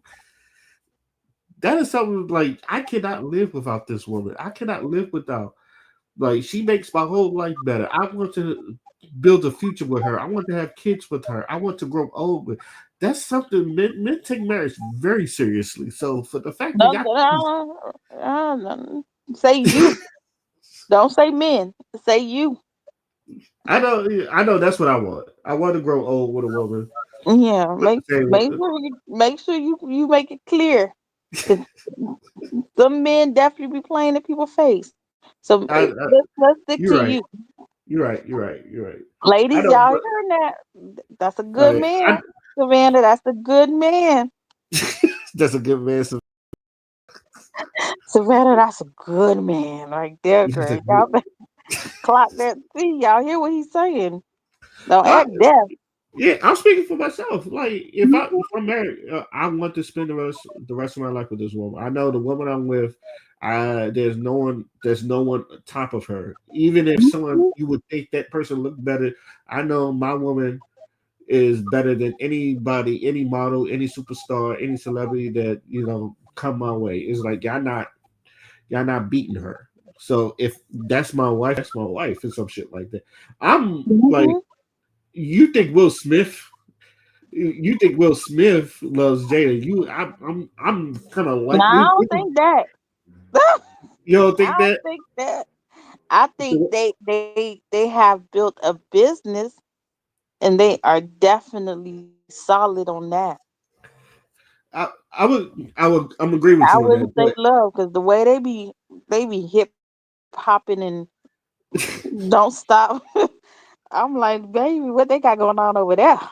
I would agree with you on that, but if you ever you have never heard Will say a bad word about Jada. That's what I mean, right? Yeah, because Like he treats I like think he said it. the He way said, Will talks about Jada, you would think Jada is God's greatest creation.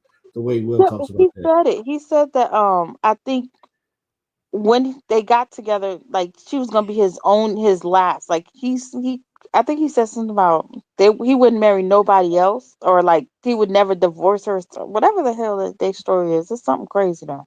Yeah.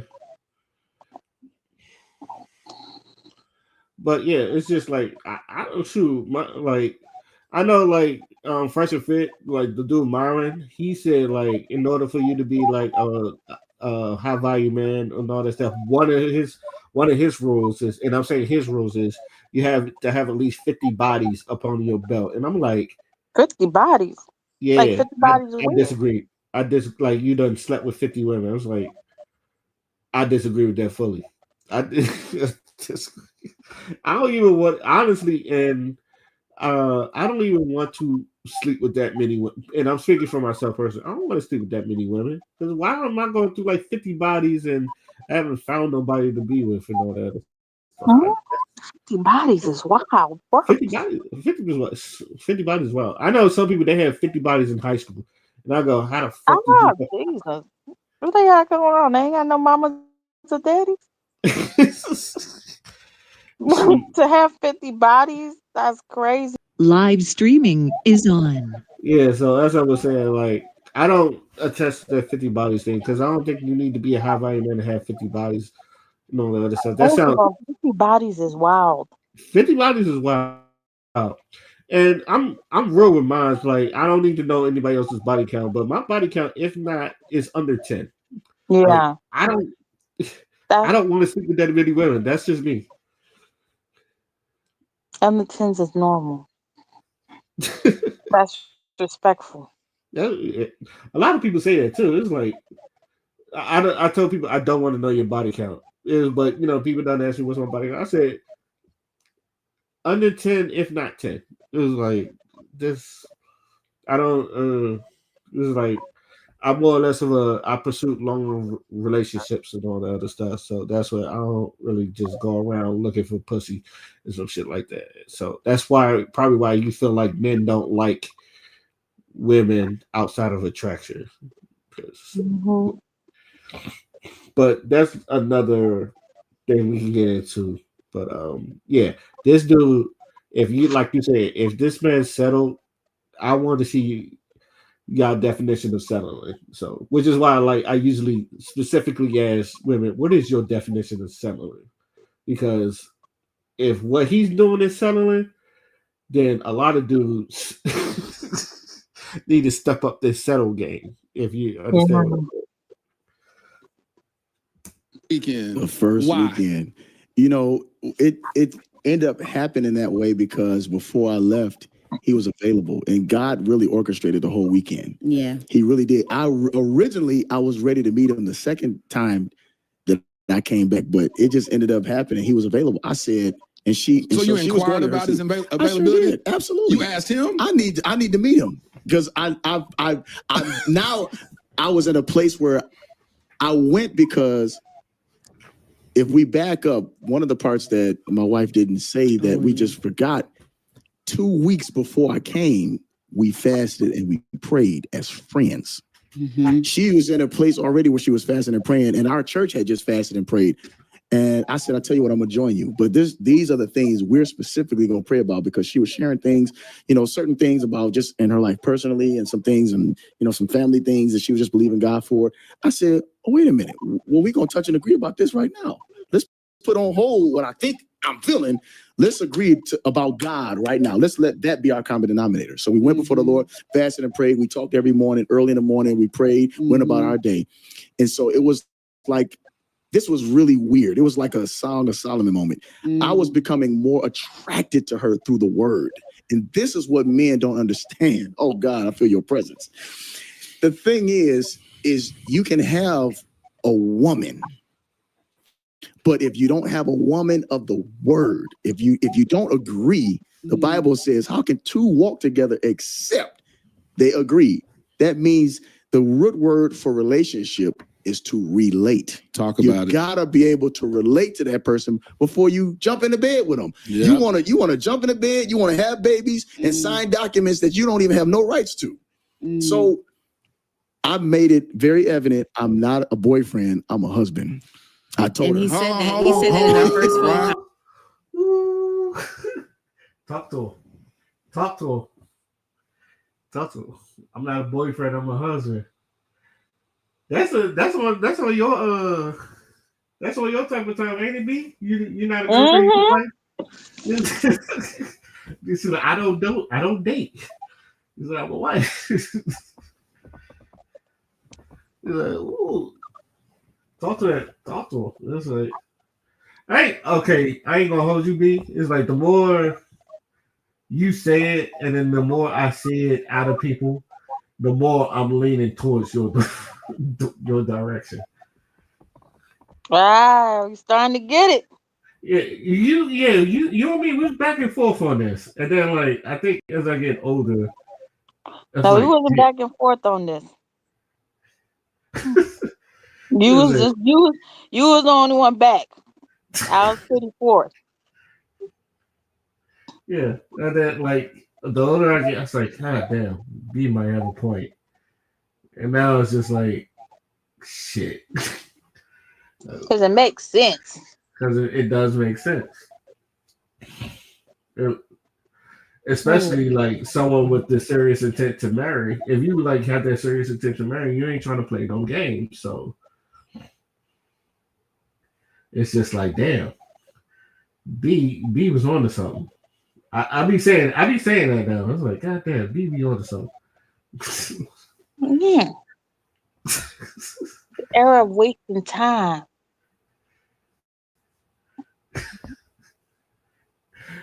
You sound like Urkel when you talk to the Lord. I'm wearing you down. I'm wearing you down. That's good.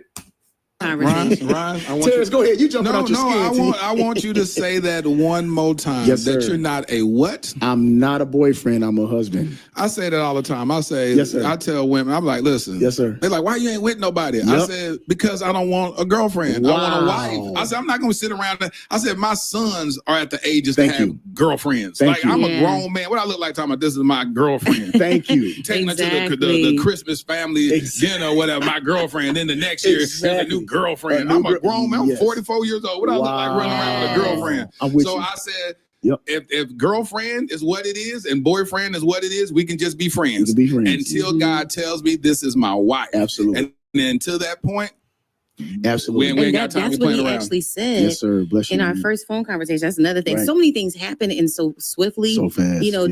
Just so everybody know. I mean, we had our first phone conversation the weekend after March 17th, 2021. Yep. And 6 months later, we were married. Literally. But in that first phone conversation that we had, he said, not only did he pray over me, Wow. one of the things that I noticed, the very first thing that kind of took me just by surprise was that when he began to speak, I immediately felt safe. Wow. I felt protected. Wow. Thank you, Lord. And then he says, I just want you to know that I'm not here to play no games. He said, I'm not a serial dater. Wow. And I'm not a boyfriend. I'm a husband and I'm looking for my wife. Yeah. What brought you to that point? Maturity. I had been in a place where I've played games. I've been played. It just being honest, man. I this might be funny, but this is for the saved and for the ain'ts. I love Cootie Cat too much to be single. Yeah. But I need holy Cootie Cat, okay? Holy matrimony, So crazy. But I had been divorced for 9 years. I my man. And by the way, his mother-in-law is sitting right over there. Actually, the mom's in the studio today, y'all. She is beautiful as she can be, man. But I saw my mom and dad married for 40 years at that time. Shout out to Bishop Rosa Aureli and Dr. Darrelli. My parents have been married, man, for this year now, 44 years. And when I tell you they're in love like little kids. I've got 4 other brothers. It's 5 of us. My mom, she made a career out of her son. She was a stay-at-home mom. Dad worked at GM. We had a decent living. We were in church all the time. They didn't send us. They took us. Anytime I saw my dad touch mom, it was rubbing her down or caressing her. Yeah. He never cussed her out. He never smacked her. He always respected her. He taught us how to be husbands. So that's all I knew. And that's my battle cry for men who have been baptized, who have been hurt. I want to take the opportunity, man, to all the women in the world who have been abused or hurt or pushed to the side, or you felt like love just wasn't for you. On behalf of every man that will never tell you, I want to repent to all the women out there that have ever been hurt. And he never said these 2 words. I simply want to say, I'm sorry on behalf of every man that has abused you. But this place with my brother Latarius and my beautiful wife, Kanita, this is your place of deliverance today. Please 100%. accept our apology on behalf of every man that's ever done you wrong, who didn't hold your hand, who didn't open the door, who slammed it in your face. All you saw in your face was a fist or a punch. Or a lie. Physically, spiritually, emotionally, in every area. And so that's our prayer. And I believe that's another reason why the Lord brought deliverance, is because I had a singles group called Cream of the Crop. And in that group, there's men and women, just people who are serious about love. And every time I would join Cream of the Crop, that's the thing I admire about my wife, man, is she was a person who she believes, and we both believe in, and I don't want to hurt nobody's feelings, but I just want to talk according to scripture. There's no such thing as equality. Now we get mixed up with, I'm gonna be equal with it. There's no such thing as equality as far as life. What's up? I was listening. Oh, but there is quality as we get mixed up with, I'm gonna be equal with it. There's no such thing as equality as far as our life, but there is a such thing as functionality more than equality. What I mean by that is, if that's the case, I should know how to bear children. I should learn how to be pregnant. That ain't right. Yeah. But God put in a man the hunter. Women don't always want to lead. No, they don't always want to do the things that we doing. Yeah. So it's not about equality more than it is functionality. Now the function is for me to be a leader, pull my pants up, no sagging, no talking crazy, and not trying to woo her and get her in the bed and I'm smashing her, but I'm out here dating this other sister 1 week and another. Like, no, they need to see consistency. They need to see reliability. Yeah. And so in that place of brokenness, the last thing she needed to see was another thing she already saw. Yeah. Yeah. And my prayer was, Lord, help me, hallelujah, to meet my wife in your presence. Because the thing is I meet her at a bar, it ain't gonna work. If I meet her at a family reunion, it might not work. People crazy. You said, I want to meet her in your presence. I gotta be at your feet. My dad used to always say the highest place on earth is at the feet of Jesus. There it is. And so, okay. So then y'all.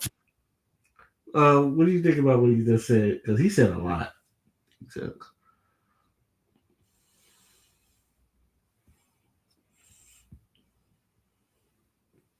be there.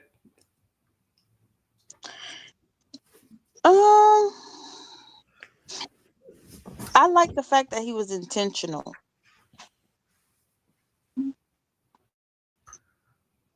Did you like his apology?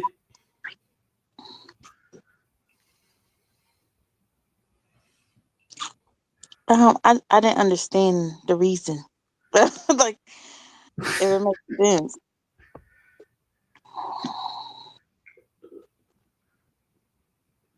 I don't know. I don't want to assume. So my thing is, I guess, because a lot of women, my thing, and this is just my assumption. I think because a lot of women, they've been through a lot of heartaches, a lot of heartbreaks, a lot of abusive relationships, Mm-hmm. and so they probably have never met a quote unquote good man. Whatever definition of a good man is, they probably never met that. Hell, I know women that is just like they don't even trust men that are nice to them and never lay the finger on them, but they just don't trust them because they're a man because past heartbreaks and some shit like that. Which is why I say I feel like there are a lot of when most people in relationships they nitpick their relationships. In my opinion, you're looking for a way out instead of looking for a way in. If you're doing that, if you're not really ready for a relationship like you think you are.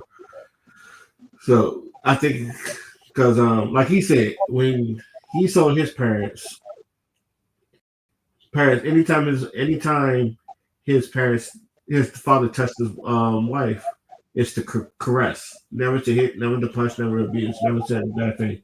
So he grew up seeing a happy family, a happy, what happily marriage looks like. Me, I can say I lived in a 2-parent household, and I've never seen my father hit my mother. It was like I'm pretty sure they had their arguments, but they never did it in front of us. Um, it wasn't until they started getting divorced that you started seeing what my father has gone through with the moms, and maybe vice versa. I'm sure, but before that, you never see that. And the same thing with my grandparents; they're still married to this day. So I've seen 2 generations of what a happy marriage look like. So like when I'm looking for something like that, I'm looking for something that's along the lines at least what my parents said or my grandparents said. And I talked to some of these women, and some of them they've never seen a happy relationship at all. So It's it's just just crazy. it really is crazy. It's like damn, you never seen a happy relationship at all. It's just like damn.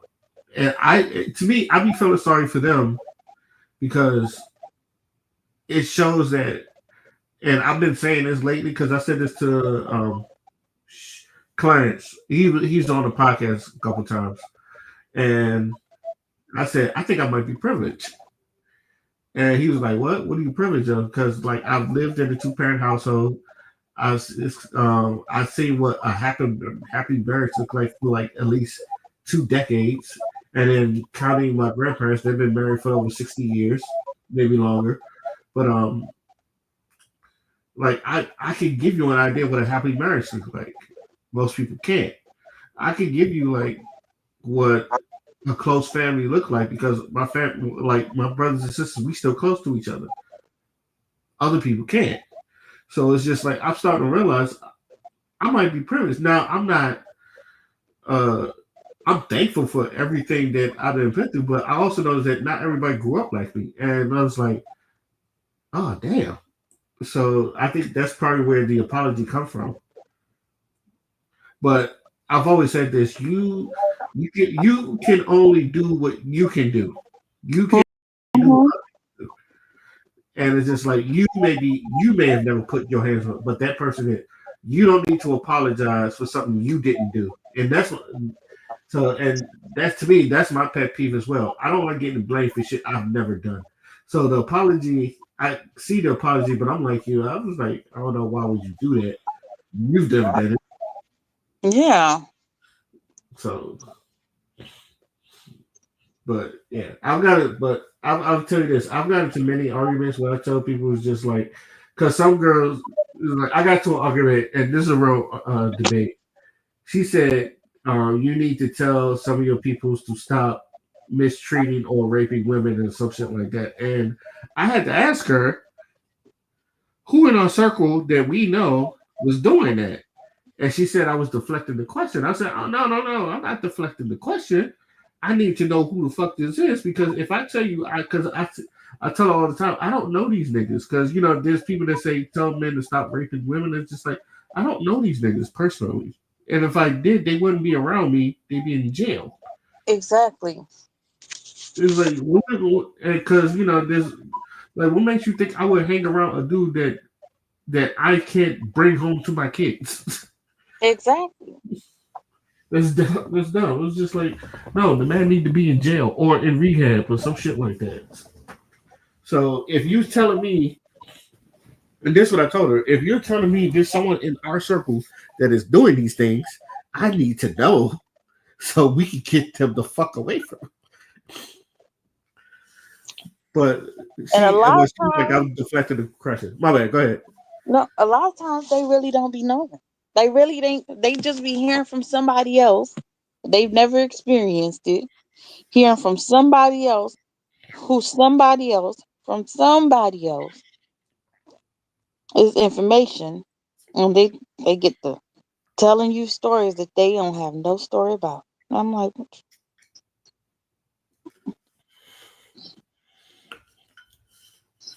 and I'll be like, I understand that does happen. You shouldn't live in fear like that. It's okay to have some type of fear, because you need to prepare yourself, because the world is dangerous. I tell you, the world is dangerous, no shit. But I'm not going to live in fear. mm-hmm. Like, I'm not going, Especially for fear that doesn't exist. Yeah. I said, I'm not going to go somewhere because of something that may or may not happen. If I do go there, if I know how dangerous it is, I will be prepared for it. But I'm not going to be like living in fear. Like, oh my God, this person may do this. Oh my God. It's a horrible way to live. So it's just like, if it happens, just be ready for it. But don't scare yourself out of a good thing or a good blessing. So, but that's just how I look at it. All right, let's get back into the video. Fasted, and y'all met or had y'all first date after your fast. And then, so when you set eyes on him, what happened? Oh my goodness. So we met. I actually, because he coordinated everything, I was like, you know what? I want to go and I want to, show up for him. You know what I mean? Wow. I appreciate his efforts. I met him at the airport, and we just went on, this beautiful kind of just itinerary that he planned out for us. And the crazy part was when he got to the airport, we embraced each other. Right. And the reality is, I already knew he was my husband. Wow. When did you know that? When we had that phone conversation. Wow. What did he say in that moment that resonated with you, that identified? Because I believe that oftentimes when you talk to, it's like God to take you to that before place. So when you talk to him, what did he say that spoke to the depths of you that confirmed, like, oh, this hit differently? What was it? His desire. So one, my husband has he has the sexiest voice to me. I can listen to him talk all day. But even beyond that, he wanted to pray over me in that first phone conversation at a time, not to manipulate the situation, right. but to really encourage my heart, because my heart was so discouraged in that moment. I was grieving the loss of a friend. And because he offered to pray over me, and he did, and that prayer was just so beautiful. And so it was so in tune with the Spirit of God, and exactly what I needed to hear, and what I needed to, what I needed to receive in that moment. That was it for me. I had already felt like, even in all of the challenges that I had experienced, that God was preparing me for him. He was giving me glimpses. Wow. He was giving me glimpses that he was on the way.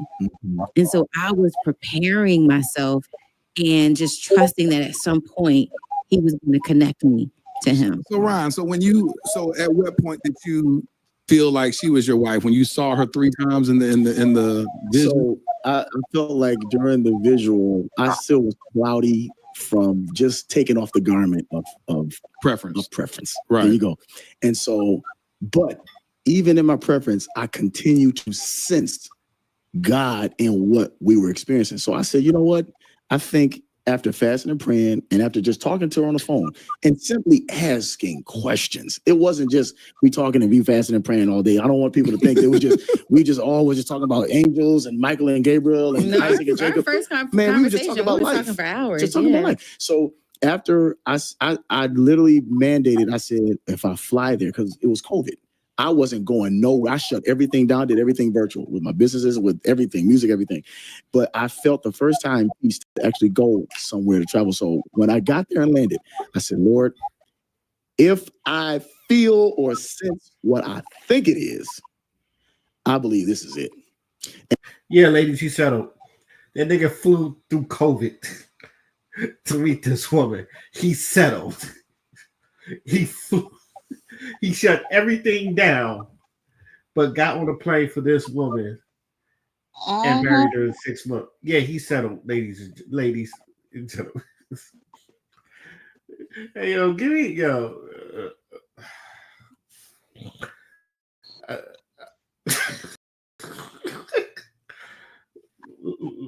Again, I hope a lot of you, I hope a lot of y'all find happiness in whoever y'all with, but I hope y'all get yourself out of this bitterness cloud that you have that's looming over y'all and your relationship and how y'all look at relationships, because it's really killing y'all before y'all even talk to someone else that may or may not be your future wife or husband. Because if y'all saying that he settled, I think people just be saying anything. Oh, yeah, people just saying it. I was like, what is wrong? Like, even like I commented, but I ain't getting nothing back. But I was like, what the hell is wrong with y'all? Because they were saying stuff that he didn't even say, and I was like, he didn't say none of that, or none of what you're assuming he's saying is nowhere near that. What is wrong with y'all? But which is like proving my theory. I think a lot of women, you just bitter. you have that bitter cloud, or you just like never seen what a good relationship look like. So you instead of embracing a good relationship, you're nitpicking it to look bad. Or they could be jealous. Say it again. Or they could be jealous. They could be jealous. So like sometimes they're willing to like, state something or say something to make it seem as if like, like go lose that good man, sis. And if you sit there and you listen to him, you mess around and lose a good man. And guess who's gonna be knocking right in that man door? Right. They will, with no hesitation.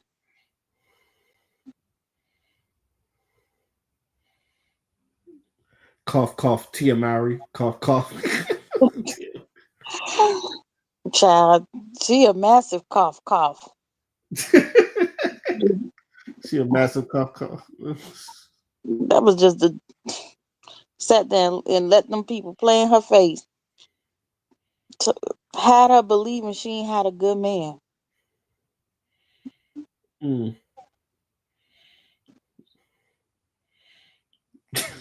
God damn. All right, let's get back to the video. And so I got off the plane, we embraced. So then I played that whole thing. Let me ask you this though. Yep. Why would you make a connection with her father if you weren't confirmed with who she is? Like, So why you what's want funny, to bring that into that ended up happening after you landed? Well, actually before I left. I was there for only 2.5 days. So the day of me leaving is when it became convenient because he was available. So passing the church to go to the airport was so convenient. She was just like, she had to stop by to see her. I said, let's go meet him right now. And he also just didn't want my father to. Yep. He wanted my father to know, because I'm very close with my dad. Absolutely. And so he wanted my dad to know that your daughter's not with nobody crazy. Yep. He I'm I am who I say I am. Right. I'm a man of integrity, and I just want you to know my intentions for her. Right. And so after Ron we didn't did play the no games, huh? no, I can't do it. he was man. dead serious. But that was the Dude. thing that just captured my heart as someone who wanted to be a wife. Is that level of intention is so rare. You said you want to talk to your daddy. He Yes, wanted to sir. talk to my dad, but the funny part Yeah. about it was when he walked out, my dad was like, "I could see him being my son-in-law." I was like, "Okay." He Right. never said anything like that Never, before. right. I never heard that. Oh, And listen, man. listen. Right, right, 20 years of singleness. Right. Okay. The Right. last relationship I was in, the gentleman actually wanted to meet with my father and me to try to kind of compel him to kind of get my dad on his side. You want to meet with him? Oh, he met with him. Mhm. And when he did, he said, "I cannot give my daughter over to you." Wow. And the guy was like, "Well, I don't agree with you." Okay. That might not So, be what you want to say. yeah. You might want to go ahead and say, "Well, sir, what do I need to What do do in I- order to right, make right. you most Well, comfortable?" see, that was part of the problem. Right. Okay, Right, that right, kind of right. Well, sir, can you tell me what is it that Right. I'm reflecting or displaying that's making Right. me very uneasy? There you go. There you go. Exactly. A He little bit did more not humble. like that. So he's Listen, I'm that telling was him what he tell him. that was. He's like, "I don't agree." He said, Like that's gonna change his her That daddy. blew me away though, because I was just sitting there like, "Did he really just Tell say my to daddy my that. father?" Tell him, I don't agree with your decision. Well, then my sir. dad got up and walked out. He was like, I said what I said," and then he just left. And it was just like, Wow. I really honestly these dating streets so ghetto. That's crazy. I can't end up here no more. wow. That's just like when you just it's like it's kind of like a what was that? I think that was on in New York whenever you told a bad joke, they would just sweep you up the stage. Yeah. Apollo. Yeah, Apollo. Mhm. To be honest with you, I as we were there for the last 2 days, I just kept sensing like, wow, like we're getting closer and closer and closer just as friends. Mhm. But I'm starting to love this woman so fast. So I kept playing that whole game. Okay, Lord, well, since you did that, prove it again. Let me see if the next conversation. So the next day we went top golfing. It's like, Mhm. all right, Lord, prove it again. Yeah. So it was kind of like after day 2 of being there and just being great friends, having a good time, solid good time. On my way back to Detroit on the plane, I'm talking to her. She's checking on me. She's being just like her mama, just making sure everybody's okay at all times, at all costs. And so I said, listen, I just felt led to say, you know what? I love you. Straight up. Now that's a gamble because I've been divorced for 9 years. I thought I was in love before. So what would have made this so different? You know what I mean? What would have? And the thing is when you do it in God's presence, man, you don't have to regret nothing. Hold on, Ron. What'd you think when he said that to you? I told him I loved him too. Wow. Yeah. Because I think one of the things that the context here for both of us Yeah. is that even though the courtship was very short, I mean, we had our first phone conversation, we dated, Right. we got engaged, we did premarital counseling, we got married, and I moved from the East Coast to Michigan all within 6 months.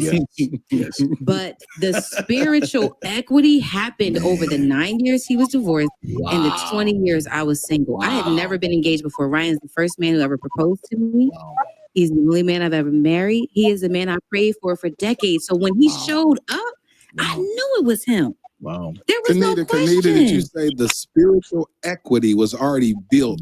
All of that time, the 20 years of your singleness, Absolutely. the 9 years Yes. that he went through, all of this, the 7 years of y'all even being apart from each other. Yes. That God was building up the Hallelujah. spiritual equity. And what's so Yes. dope about what you just said is God allows us, the Bible says, for I know all things work together for the good of them that love God Yes, and sir. to the called according to his purpose. Yes. Your dad had to experience seeing the wrong guy to be able to identify the right guy.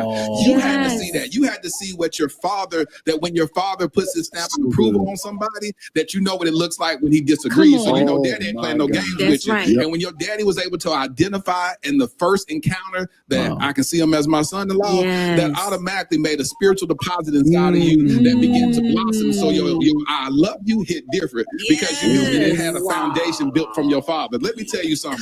Come The on. blessing of a father, when a father is able to see, Listen.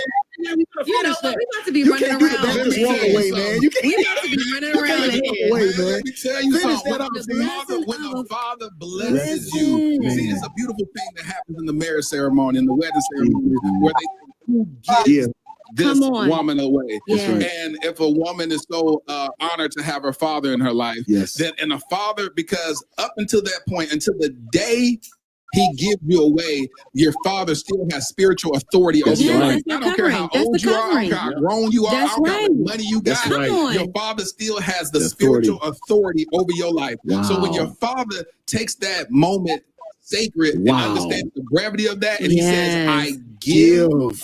I Yes. get That's what he's right. doing. He's passing on the responsibility and the authority. Yes. Well, now you can't run to daddy and say, That's "Well, right. Daddy Ryan did this." Hey, I no longer have that responsibility. You better That's talk to the your covering. husband. That's the Hey, covering. you go talk to your husband That's right. about this, That's right. but you're still my daddy. I'm your Right. daddy, but I'm not your husband. Yeah. I gave Wow. that authority to him. Thank you. So don't come over here and be all about Right, right. no. That's where you're supposed to be at right now. That's so And good. so that's what happened. So when your father said, I can't see this happening, I can't see this transfer Wow. of responsibility, it's almost like trying to tell a kid that walks up to you and say, I'm ready to drive now, daddy. Right. And you 8 years old. You're like, you don't have the responsibility, the spiritual intellect That's to good. take Yes. these keys, get behind the wheel of this car That's right. and drive it. I'm sorry, Yes. son. But one day, Yep. hopefully I can trust you with this responsibility. That's so good. And that irresponsible kid will give the same response of your ex-boyfriend and say, I don't agree. I don't. You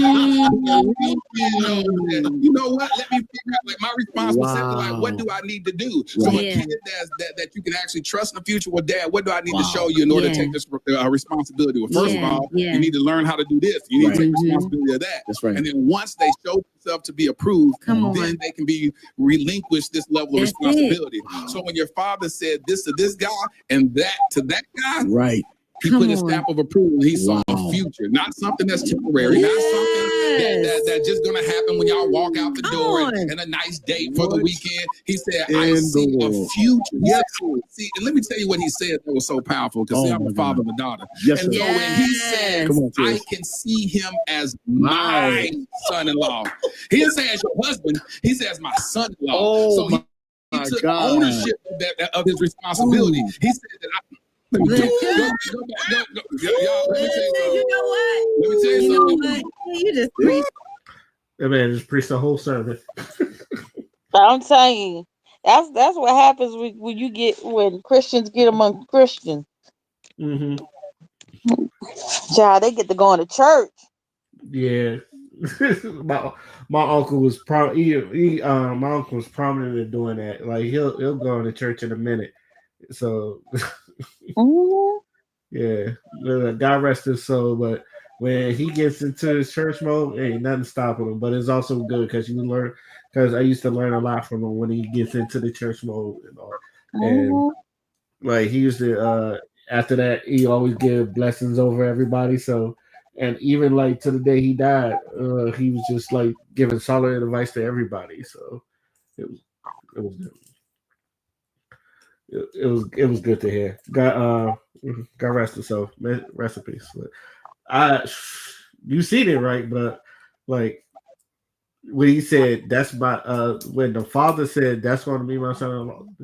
This is why I want people to, and this is just my personal thing. I want to see more positive Black love stories because I think we have a slew, especially with celebrity marriages, of stories that just go wrong. Like you get tired.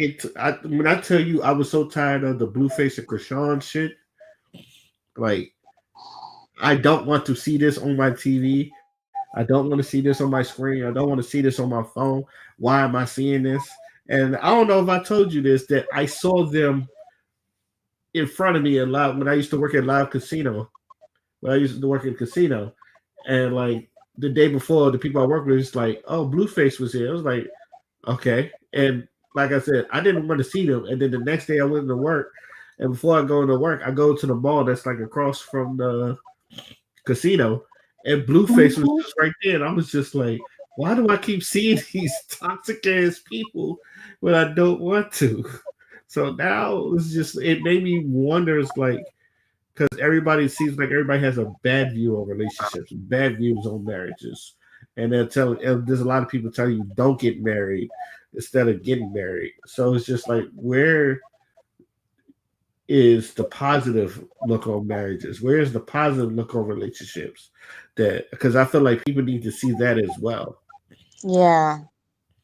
So, What, and then like, I always you know, find it weird when people say, like, when people tell other people not to get married. Like, why give that type of negative advice?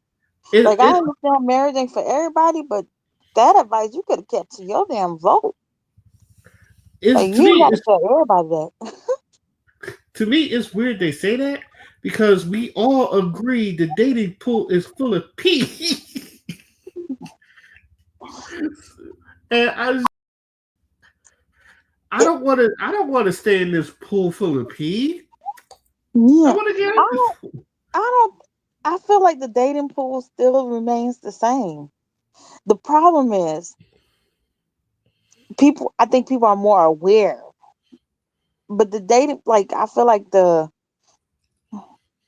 dating sector, the factors and everything has always looked like this.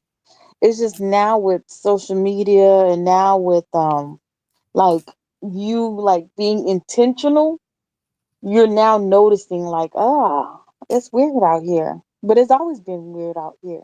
It's been weird out here for a very long time. Like, it's just now we're more aware of it. Because now we're intentional about what type of people we want. But like even when our like parents' days, when you think about like the whole Freaknik and stuff and Girls Gone Wild, like these people existed. Like they weren't all cookie cutters and moms and stuff like that. They was living a good life. They were wild. They were some wild people.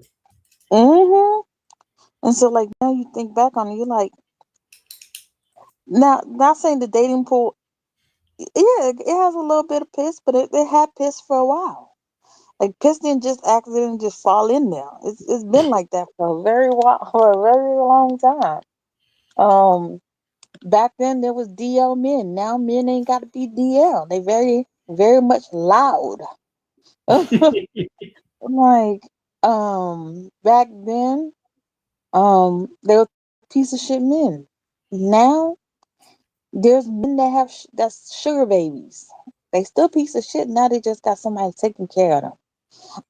And they have a label for it. Back then you just called them bums. Now they're sugar babies, but they're still bums. It's like so it's like this stuff. The factor still existed. It was just back then. It was like they weren't so open about it. Now they're very much honest about it. And but people, we've been screaming, we want honesty. We want just be honest about it. Like it's up to us to agree or not agree. Men back then wouldn't have to be honest. Now ladies want you to be honest, but they can't handle the honesty. I can handle the honesty. Be honest, because it's your decision to stay or go. And you be a damn fool to stay.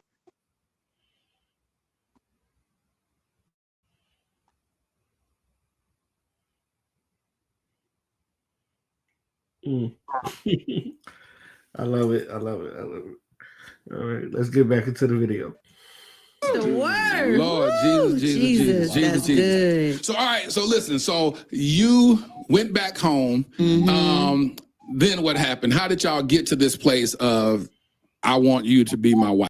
When that conversation pop off? Right. When the reality of everything that's been tested was true.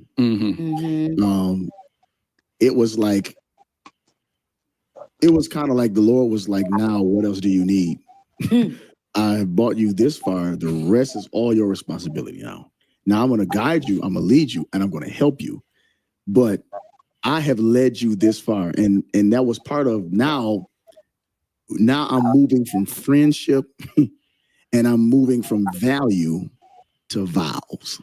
That's when my vow started. Is when the value changed. And now she's meaning more to me than a girlfriend. Now I'm seeing all the stuff that I was hurt by and thought that I was going to get out of other relationships, that I was going to experience. You know, I learned that most times people are in your life for their own reasons. Yes. And if you want to be married and you selfish, don't get married. People always. I might have to run that back. I might have to run because he said what I said. Oh my God. I was like, hold up. Let me run it back for y'all, for those who didn't get that. People are in your life for their own reasons. Yes. And if you want to be married and you selfish, don't get married. People. Golly, again. There is no me when it comes to marriage. There is no me. There is a we. Everything you do is not just going to affect you. It's going to affect your partner, right? And I've been saying this for if you are still selfish in nature, and most people are selfish in nature, but if you're real selfish, that you would rather please your needs than your fucking spouses, do not get married. Just don't waste the time. Just don't waste the fucking time. So, and that goes for both genders.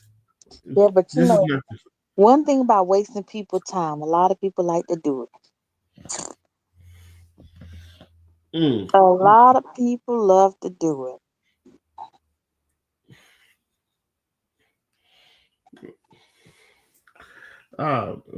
And this is, and man, look, and I'm talking to the fellas there, because I see a lot of y'all be in relationships for like a long time, and then but you know this woman is a wife.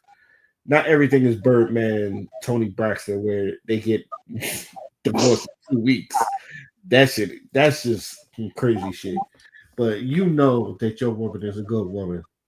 And she will make a wonderful wife. Don't be staying around for like 9 years and then not making her a wife. What the fuck is wrong? Is she's already white. Just put the ring on it and make it official. But yeah, like the brother said, if you are selfish, don't get married. People always say, "Oh, I want a man. I want this and that other." And what we have to understand is that's why that word functionality is so important, is because men have to be the responsibility of what it is that they're producing. The reason why I say that is because what's amazing about marriage is discovering that the unselfish love that you experience from God is going to be transferred. The best way you hear from God is through your wife. Always. The best way you hear from God is through your husband. Yeah. This is the reason why God first created Adam to go to work, to till the ground. He had time to spend with God. He had time to work. He had time to sweat. And after 6 days, God created heaven and earth and the birds and the fowl in the air and the beasts. And every day, if you notice in Genesis 1 and 2, every day this was good, and the next day was such and such. Yeah. And that was very good. There was one day after day 6, God created everything. The first time God said, and it's not good that man should be alone. Now you would think that he would say it's not good that snake got poison in them. Yeah. It's not good that animals, they don't have self-control like people. Everything that God made had control with it already. Yeah. An animal is an animal. Yeah. The air is the air. But the first time God says it's not good for man who has choices to be alone. Now what I'm going to do is I'm going to make a helpmeet. Watch this. For him. Yeah. That's amazing. amazing. Yeah. That's amazing because his first responsibility was to God. So since he was so bent to God and in the cool of the day walking with him, if you notice after he created Adam and Eve, and we all know the story, if you notice after sin was created, he never asked for Eve.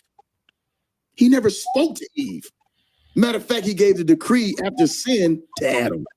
Adam, where are you? I'm used to walking with you every day. Yeah. And so what happened was our relationship was formed from the garden. That's the reason why I wanted to do a picnic, because I said, Lord, I want to go back to the dust. Oh, come on Where now, you created Ryan. I him. know you didn't think about the Garden of Eden Right when you there. took out on the picnic. Now, I sure did you? did. I Oh, sure you did. just all holy and Not holy So and saying- holier than thou. Brother said we're gonna go back to the Garden of Eden. We're gonna recreate the moments, and this olive time tree. neither one of us are gonna sin.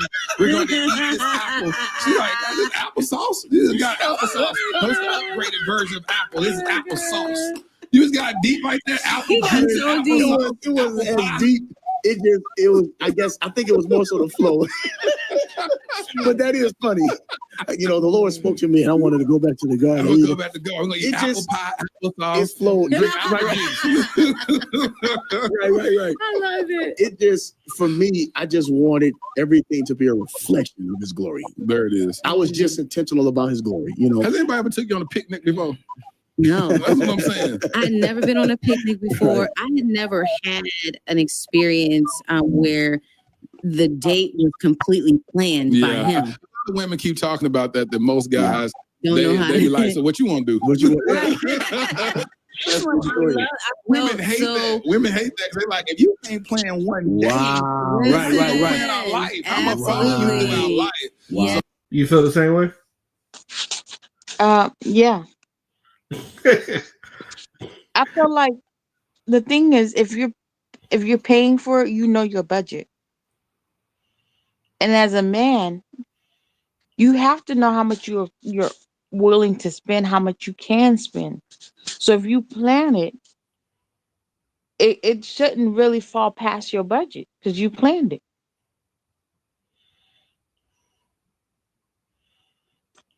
But a lot of times, women, I understand a woman can help make the decision, factor in blase, story, whatever. But it's like we have to be honest. Like as a man, if you're gonna be paying, if this is money that's coming out of your pocket, you should go places where you financially can be at.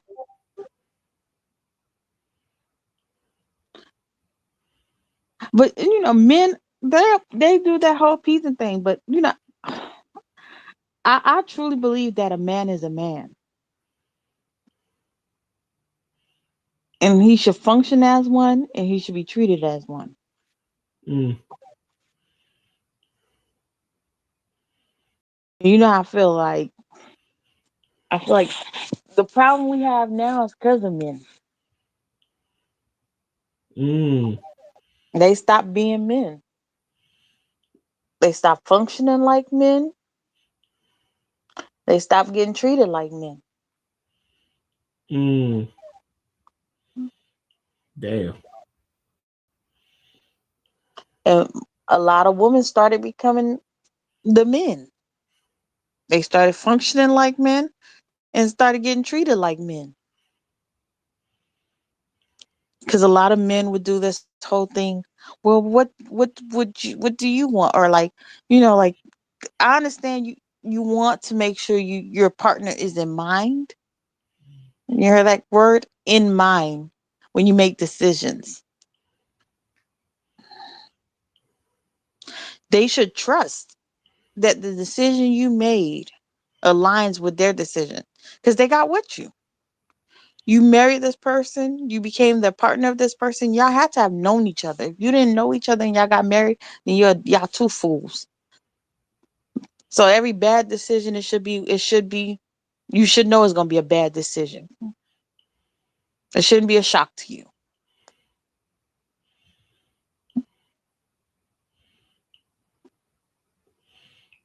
Okay. There it is. There it is. That's spoken. So I just need to know if you're allergic to anything. That's just me. I just yeah, that's good to know beforehand. It's just like because I like if you're allergic to seafood, it was like I don't want to take you to a seafood bar. You can't eat anything. You all puffer up like a damn puffer fish. Yeah, that's crazy work. Yeah. Okay. But that's the thing. That's the whole point of getting to know each other, talking phase. These are questions you ask. And there's no such question that is a difficult question to ask somebody. Yeah. Like when you're young, you think, I don't want to ask him what's his finance, what his bank account look like, how much he gets paid, has he been tested, blase, blase. That's not difficult questions. Those are bare minimums at this point.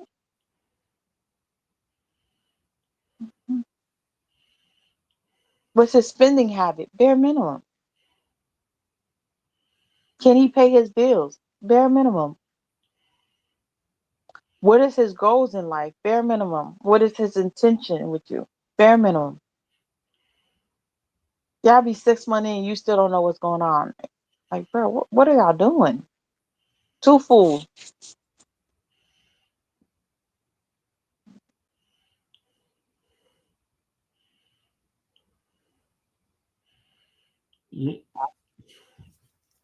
All right. I'm probably gonna wrap this up right after they done said this because I think we done proved our point here that he definitely did not settle. But Oh no. None of them settled. He didn't settle. He didn't settle. Child, that man been in that inbox for a while. He didn't wake up one day and got in that inbox. He been in that inbox for a while. Right. He had an intent and he acted on it. And he did his thing. So that's how to me, that's how you're supposed to do. Period. Yeah, it's true. Yeah, it's deep. Look, mom over there saying amen. Yeah, thank you, Jesus. Hallelujah. Got amen corner over there. I mean, Right. that is so true. We even, but it also, we continue to have these very, very in-depth conversations. We talked about a lot, even in that short window of time. We talked about our desires. We talked about our hurts. Yeah. We talked about our journey. Yeah. We prayed together and we stayed on the phone. I mean, late at night. We would just be going to, the depths of who we were as individuals. And we began to see God just really intertwining our hearts together more and more. And it just every day became a greater confirmation of the fact that we were in the presence of the one God had preserved for both of us. And I didn't, to be honest with you, because my single journey had been so long, the proposal and everything was so surreal. I didn't even believe he was going to do it. My friend. And then he started playing games, acting like he was going to propose with a Cracker Jack box ring. Right.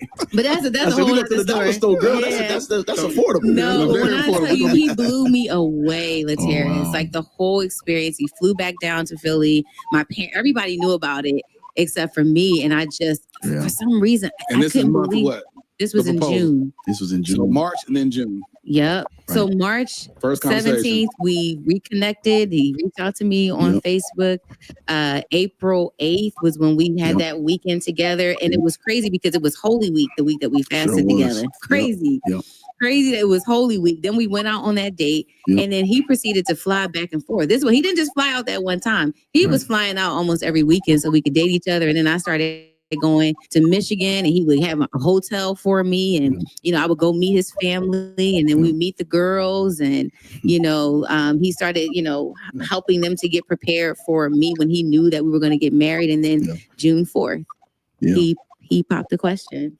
Yes, sir. Let me ask you this. So I want to give people, and I want you to be very, very wise about how you answer this. And I'm talking to Kenita on this one. Okay. Because women can experience this type of love from a narcissist. And it can be love bombing. So I want you to Tell me, Wow. how can you differentiate the difference between a narcissist loving you like this? Because it can look just like that. That's so Absolutely. Than what God has prepared for you. Absolutely. So Wow. ironically enough, one of the people that I dated before was a narcissist. And it was so funny because when you got folk that love you in your life, that's one way. We will get to that in a second. But because I had people in my life that loved me and could be discerning when I was not, There you go. then they That's could good. speak into my life if I was willing to receive it. Bingo. But one of the things that I did for myself, and I also say to other women that I've spoken with who are in similar situations that seem very rosy in the beginning, I ask them, what is the spiritual equity in the relationship? Write it down. Write it down. Not what your emotions say. Yeah, that's good. Not what you envision. Not what you dreamed about and not what you saw in a Tyler Perry movie. Okay? That's real. What is the spiritual equity? Yep. Not only, let's find out, does this man pray? Is he accountable to anyone? Right. Because let me tell you something, the Spirit of God is holy. It is pure. It is true. And it will always unveil itself as such. Yeah. There are people that are deceptive, of course, but when you have accountability around you and people around you, and you're not doing something in isolation, so much so that people can't speak into the light, speak into your relationship because they love you, because they don't even know who this person is. Wow. And so even though our courtship was short, trust me, I verified who he was with the people who knew him best. Woo! Wow. In the last 365 days of our marriage, we just celebrated 1 year of marriage. And in that 1 year, he has proven to be everything that everybody says that he was. Wow. Well, drop the mic on that one, Kenny. So check the spiritual equity, sisters. Yes. And, these points I want to point out. Accountability. Accountability. To make sure that the person that you're dating or seeing, that you see the circle that they're accountable to, or the person that they're accountable to. Also be open and wise to your own wise counsel, to make sure that they're able to see what your rose-colored glasses can't see. Absolutely. And be willing to be able to take those words of wisdom. Absolutely. And one of the most powerful things you say is the spiritual equity. When you say that, what does that mean to people? How can you break that down to elementary level? It's a very fundamental thing that we look at when we say that a person professes to know God. And so even if that person is, you're looking at him in terms of qualifications of being a husband, look at the very fundamental things. How is he treating you? How is he interacting with you, and how does he interact with the people that he says he loves? Does he even have a circle of people that he operates in love with? And don't try to convince yourself that he does just because you want that to be the reality. You're going to have to really look at that. And so the other thing, which is why I made that reference to John 4, because most of our issues in this life, Lateris, will not be about our stressors, our discontentment, the things that we lack peace about. It will never be about what we lack. It'll be about whether or not God is enough. And so when God is enough and you have encountered that place of intimacy with him, I'm not saying anything cliche. So women that have been single like me for 20 years plus, I'm not telling you to keep holding on just because I'm saying it to sound good. I'm saying the scriptures that we hold on to, that live streaming is on. That's when it really matters. And so when you reach a level of intimacy with God that is so deep, then you're able to discern you are not experiencing the very love that you receive from the lover of your soul. That's it. That's it. Like it needs to line up. Right. It has to line up. That's real. And so if the lover of my soul He is there for me. He fills me. He satisfies me. He brings me joy. Then why am I talking to this person and I'm unhappy? When I was dating a narcissist, it was complicated. All the easiest things were complicated. Nothing was simple. But when this man came into my life, there was peace. Wow. People ask me, how did you know that he was the one? And you said that in that conversation. You said in the first conversation, I felt peace. I felt peace. So when you said that, it resonated with me because I'm saying when you get connected with your purpose partner, it has to be peace. Yeah. It has to be peace. It has to be peace. And you know when it's peace. You know. Latier. Oh, you know. You know when it's You peace. know. Because if you feel in your heart, I have been in that situation where you want to force a situation to be it. You want to force that person to be the one for whatever reason. Yeah. But you know at the end of the day that you don't have peace. And if you marry that person, you know, that you're going to regret it. I talked to people who said as they were walking down the aisle, they said, I'm making the worst decision of my life. Yes. I've talked to people who said they were in arguments during their rehearsal dinners. Oh, you know, and they like, oh my God, and they fighting and all this type of stuff. My but goodness. then they want to save face. They say, well, let's go ahead and get married because everybody's already bought the dresses. Right. Everybody got the venue. I don't want to. But then I'm going to tell you something that was so dope. This one lady, so I produced a wedding in 2020 called Black Love Matters. And the way I got the date, thank you. The way I got the venue is that this one lady, it was a friend of a friend so what happened was I posted that my daughter had just got engaged. And so my friend said, hey, my friend just called off her wedding and she was supposed to get married the next month. And so I was like, what? She said, maybe you can buy that date from her. So I called her. We started talking and whatnot. And I said, how much have you gotten invested in it? She said, almost $20,000 into it and whatnot and got my dress and all that. I said, so you just gonna throw it all away? She said, that $20,000 ain't nothing when it comes to my peace. Wow. I am not about to walk down the aisle and not be in peace. I don't care about this money. And so we worked out a deal for me to get the date. Then I talked to the venue, switched the date to a later date. My daughter was like, I don't want to have a big wedding. I want to have a small wedding and whatnot. And I was like, okay, you know, I want to flex a little bit, but if that's what you want, then go ahead and do it. She would have a destination wedding and COVID hit and then that messed up everything. She still haven't gotten married yet or haven't had a wedding. And so I repurposed that date for 3 couples to get married on that date. Well, reason why I told this whole story is because if your peace of mind is only worth $20,000, then the devil would just go ahead and write the check. For your peace. Absolutely. If your peace of mind is worth $100,000, the devil write that check, give you that doggone Range Rover, get you that G-Wagon and be like, here's a G-Wagon for exchanging your peace of mind. But when you are rooted and grounded in Christ, the peace that passes all understanding, and you go, listen, I ain't gonna let the devil buy it. My peace, there's no price for it. And so that's what's so beautiful about it. And what resonated with me is when you said in your first conversation with him, you said, I felt peace. And then you prayed and then you felt more peace. And then y'all were able to go deeper and deeper, not only in the word, but in each other, having those real conversations, being able to unpack and talk about anything and be completely vulnerable. Because if you can't feel, the reason why a lot of people can't be vulnerable in relationships because they don't have peace. They're afraid. That's they it. say that, listen, it's shaky. I'm over here faking it, you know, trying to love you, but I don't have no peace. And the minute that they don't feel peace, they can't be vulnerable. And when you can't be vulnerable, you can't be intimate. And so it's a snowball effect. You're having sex, but you're not making love. Exactly. You know what I'm saying? So that's love making happens in vulnerability. Yes. And so that's why I said we have to be very careful.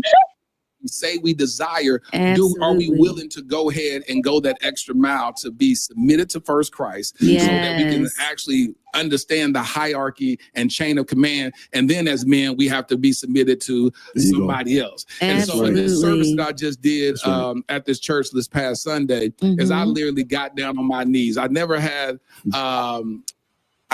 really respected nor appreciated spiritual authority until recently. And God began to talk to me. He was like, hold on. I want to work through some things with you because I didn't want to become a member. I was dealing with a bunch of church hurt. And so God said, listen, Lateris, I need you to join this particular church. And I said, nope. Why not? I don't trust church. I don't trust church. I don't trust pastor. I don't trust none of this. Right. I'll do ministry, God. Right. But I don't trust church. Right. I'm aiming to do ministry in church, but I don't trust church. Yeah. And God said, this ain't gonna work with Steph. We got to go out and do some stuff. So God began to start uncovering some pain that I went through when I was 18 years old. And he began to resurface that thing and began to heal it. And when I went to go speak at this church this past Sunday, I got down on my knees and I said, Pastor, I submit myself to you. Wow. But then God told me that there was no way I was going to ever get a wife unless I first become submitted to spiritual authority. Yes. Because how can I tell someone, hey, I want you to bless us and marry us? He go, well, you never submitted to me. I don't even know what this woman is. That's Who's right. woman? That's right. Listen, I'm a Christian. I'm man enough to know what I want. You need to just marry us. You know what I'm saying? And so, no, God wanted this thing to have decent and in order. And so, I had to pause right there. I think we made our point throughout this whole thing. So, yeah. So, overall, what did you think of the video? So, I think them some Christians. Yeah. Them some Christian. And I am so glad that he came with intention and he came with purpose and he like did his big one. Like, especially with the fact is like, like with him saying his purpose, like his preference back in the days was this, and this. Is to see him like be intentional and she wasn't his preference. Like he went full, like she wasn't where he would normally go for. So imagine the girls he normally went for. If he did that with what it was not his preference, did he do that with his preference? Like, because that man right there know how to date. Mm-hmm. Like, he lets you know, I know how to plan it. And even if he did date like that, did they appreciate what he was doing for them? Probably not. Like, let's be honest. Depending on his age, if you like them light skin, long hair, blonde, they probably didn't appreciate that because that was regular to them. Mm. You know what I mean? I know exactly what you mean.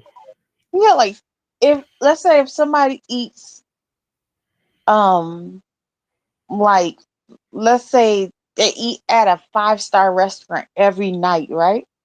Right. And then you take them on a date to a 5-star restaurant, like they're not gonna be impressed because that's where they go there every night. Like they eat this type of food daily. Like this is regular to them. But if you take someone who they might go to 2 stars, 3 stars, but they ain't never been to no 5 stars. And if they go to a 5-star, it's either a birthday or it's like a big major holiday. But it's not a everyday thing. They're gonna be impressed. They're gonna be appreciative, and they're gonna feel like, dang, oh, he did a good job. So for like his preference, these were regular things. They probably done got more.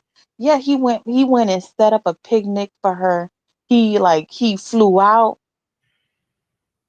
These type of women, they probably get flown out. You don't come to them. You bring them to you. Mm-hmm.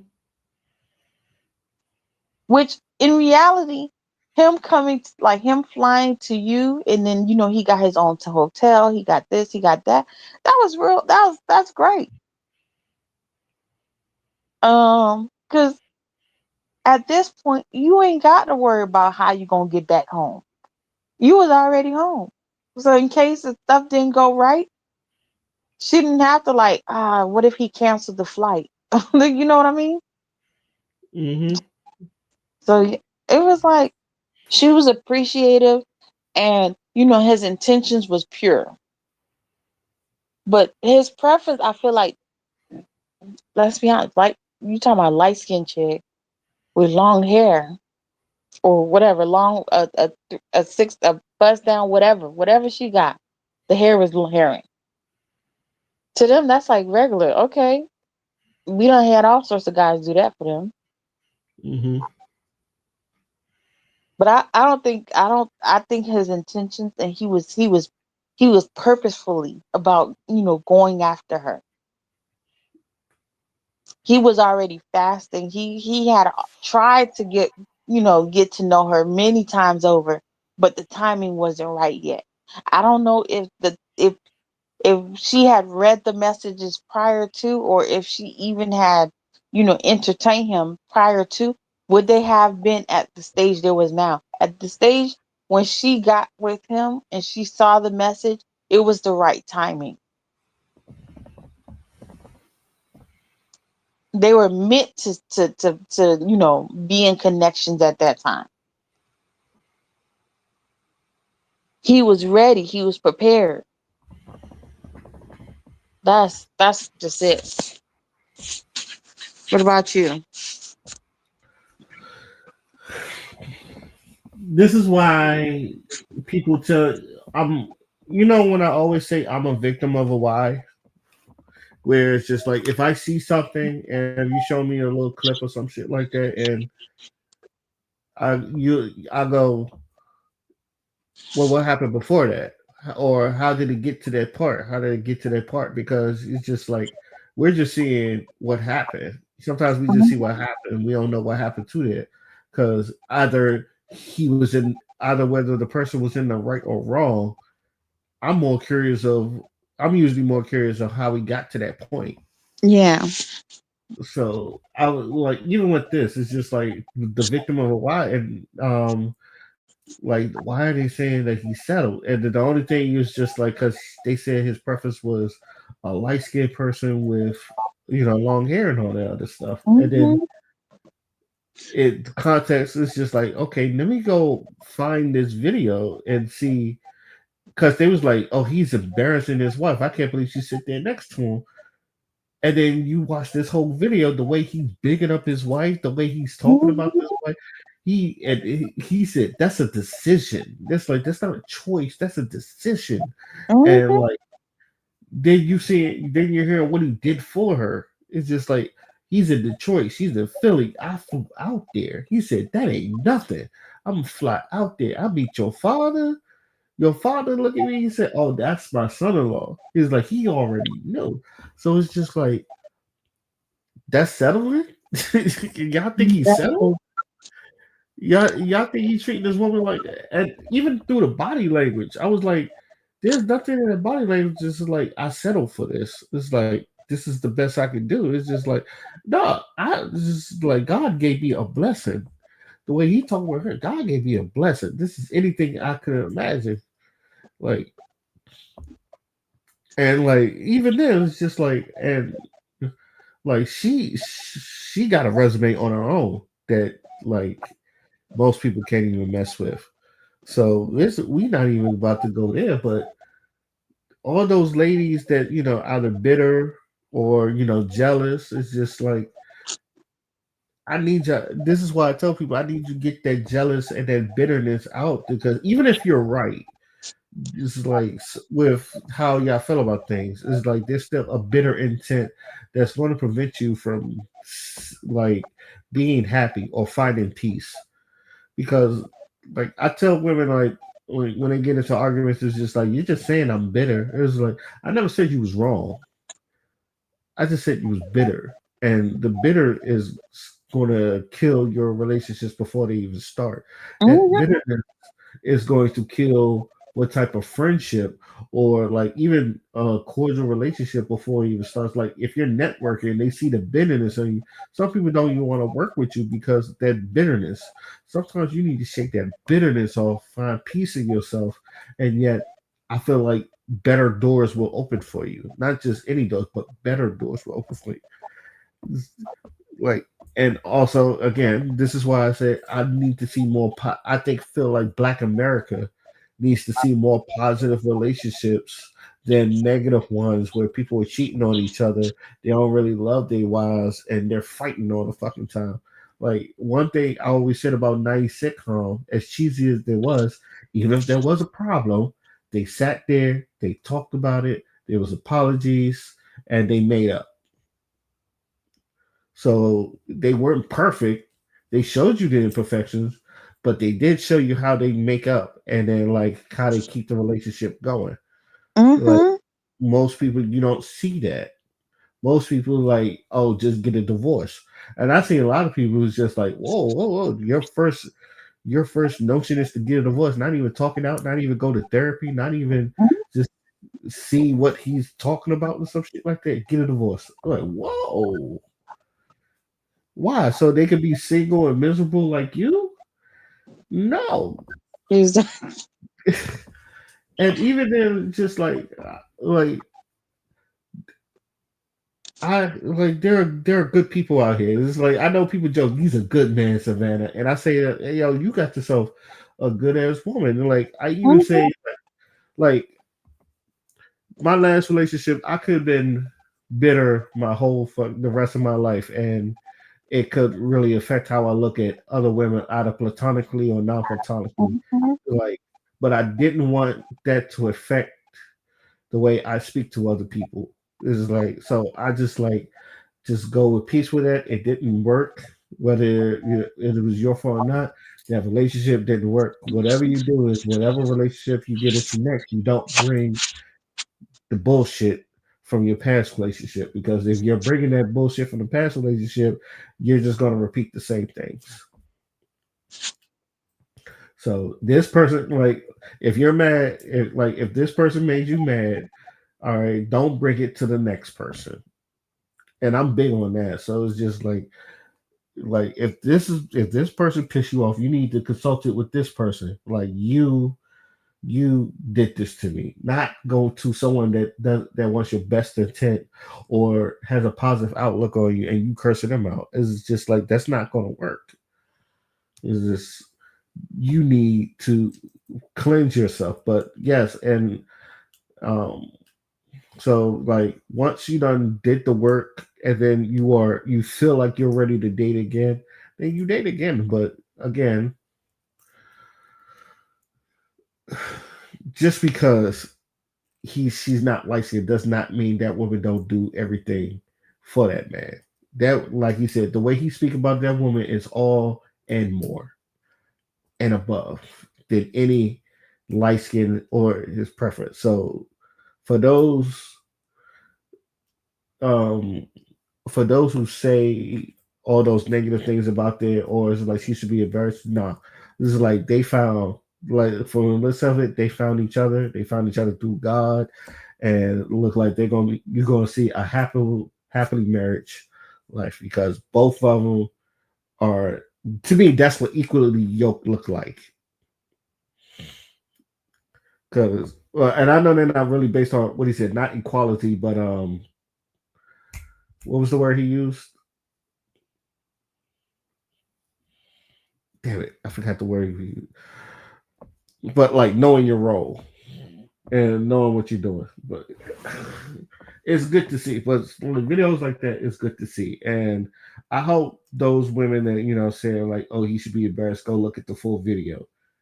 And then you will get a different outlook. And that's all I'm going to tell you. If you're one of those people that saw that clip going around of you think he embarrassed her, go watch the full video. Go watch the full podcast. You will have a different view. So, I went on a tangent. But it was good. It was good doing another after party with you, Ontario. I know. We need to do more. We still have one more to do, so we can do that next Saturday. Yeah. The one I think I sent you last week. Yeah. Is it the one with the Lecrae one or the other one with the woman and I think I the was just woman one, the Lecrae one out. Did you find the whole thinking? no, I ain't found the whole thing, but the Lecrae one proves your point anyway, where it's just like and it's like the whole test driving the whole car and all that other stuff. Yeah, it's just yeah. So People I be wasting people's time. yeah, wasting people's time. So, but yeah, I still have the other video in there, so it's like when next week we can look at that one. Yeah, Saturday. Are we gonna do it at the same time, or let's do it earlier? I don't know. I have to. You don't want to have the schedule. Yeah, I will hope we do it earlier. So I would try to make it earlier. Just so. Yeah, I'll probably text you earlier to make sure we start earlier. Yeah, cool. But yeah, this was fun. This was it was nice. Yeah. It was, and church people get the churching people. So I Yeah. think next one is definitely gonna be better because I feel like we have so much good videos in the queue that that we need to catch up on. But we're not gonna do overboard. So and it's late. We've been on 3 hours and 35 minutes. One thing about us, we're gonna definitely talk and definitely go through the videos and definitely break it down. And even before we was doing this is like when anytime we get together, we talk. It's like all sorts of topics. All sorts of talking. It was funny because like when we got on the Truman and like a lot of my HT saw me talking to you, and especially when I think it was like outside of it was outside of where the MMs hang out and all that other stuff. They thought you and I was a couple. I was like, nah, she married. That's the first thing I said. I said, nah, she married, but me and her, we just cool like that. Yeah. So yeah, so this is always good. A lot of times people use back then. People see someone married and be like, "Oh, they just start playing around." Why was somebody playing around? But then, until you start to realize that a lot of people do be playing around with marriages. But then again, I didn't. I'm new, so I don't know people be playing around marriages until you about 1 year, 2 years in the boat. You realize, that's why y'all don't respect the sheep. Because people be playing around with marriages. Yeah. And I still believe, and as someone that still believe in black love and still believe in marriage, this is just like I don't want to be playing around with that. It's just like if I'm going to call somebody my wife, I'm serious about that shit. Ain't no playing around with that shit. But like I said, at least I've seen what a good marriages look like. So I don't know about anybody else, but yeah, I ain't seen one. But I know what I want. And what I want, I see. I ain't seen one physical, but I sure enough done dreamed one and I know what I want. So what I want is what I see. I like that. Right. What time is it for you right now? Almost 11. Ooh, that's that is late. It's like almost 10. Yeah, almost. Yeah. So yeah, because you're like what Midwest, right? So you're like an hour back. Okay. Yeah. Let me tell you. But 11 though, I'll be falling asleep, barely awake. Oh. Right, but I'm a night owl, so I'm probably still gonna be up. So yeah, you got that, sir. you like, especially with the fact that you got a few days off, so I understand the need to like do things and finish things and edit things and crop things and catch up. Exactly. But this is I'm definitely glad I get to do an after party with you. So I know, but we're gonna calendar this. Well, once we get off of here, and we can really talk. We're gonna yeah. create a schedule because I don't know how long. Let's just get off of here, and then I'll call you. All right. So we won't be on live, just having a full man, these just really having a full blown conversation, like a private conversation on YouTube Live. Okay, we got it. This ain't the first time we've done it. Yeah. So let me go ahead and you still got Discord, right? I think so. Okay. Just hit me up on the Discord, and then like we could, because Father and Crystal, they was like they give this like maybe I should just do TikTok or Twitter. I know Father want to do Twitter because he don't do TikTok, and Crystal, she was like, you should try TikTok, and I was like, I'm down doing either one. So Yeah. But I don't have a TikTok. I do have a Twitter, but I definitely don't have a TikTok. Yeah. So. But I understand people like TikTok because it's like it the growth is quick there. But oh yeah. So all right. So let me go ahead and end this. Thank you for everyone joining the after party. I'm your host, Ray, and this is Material Life.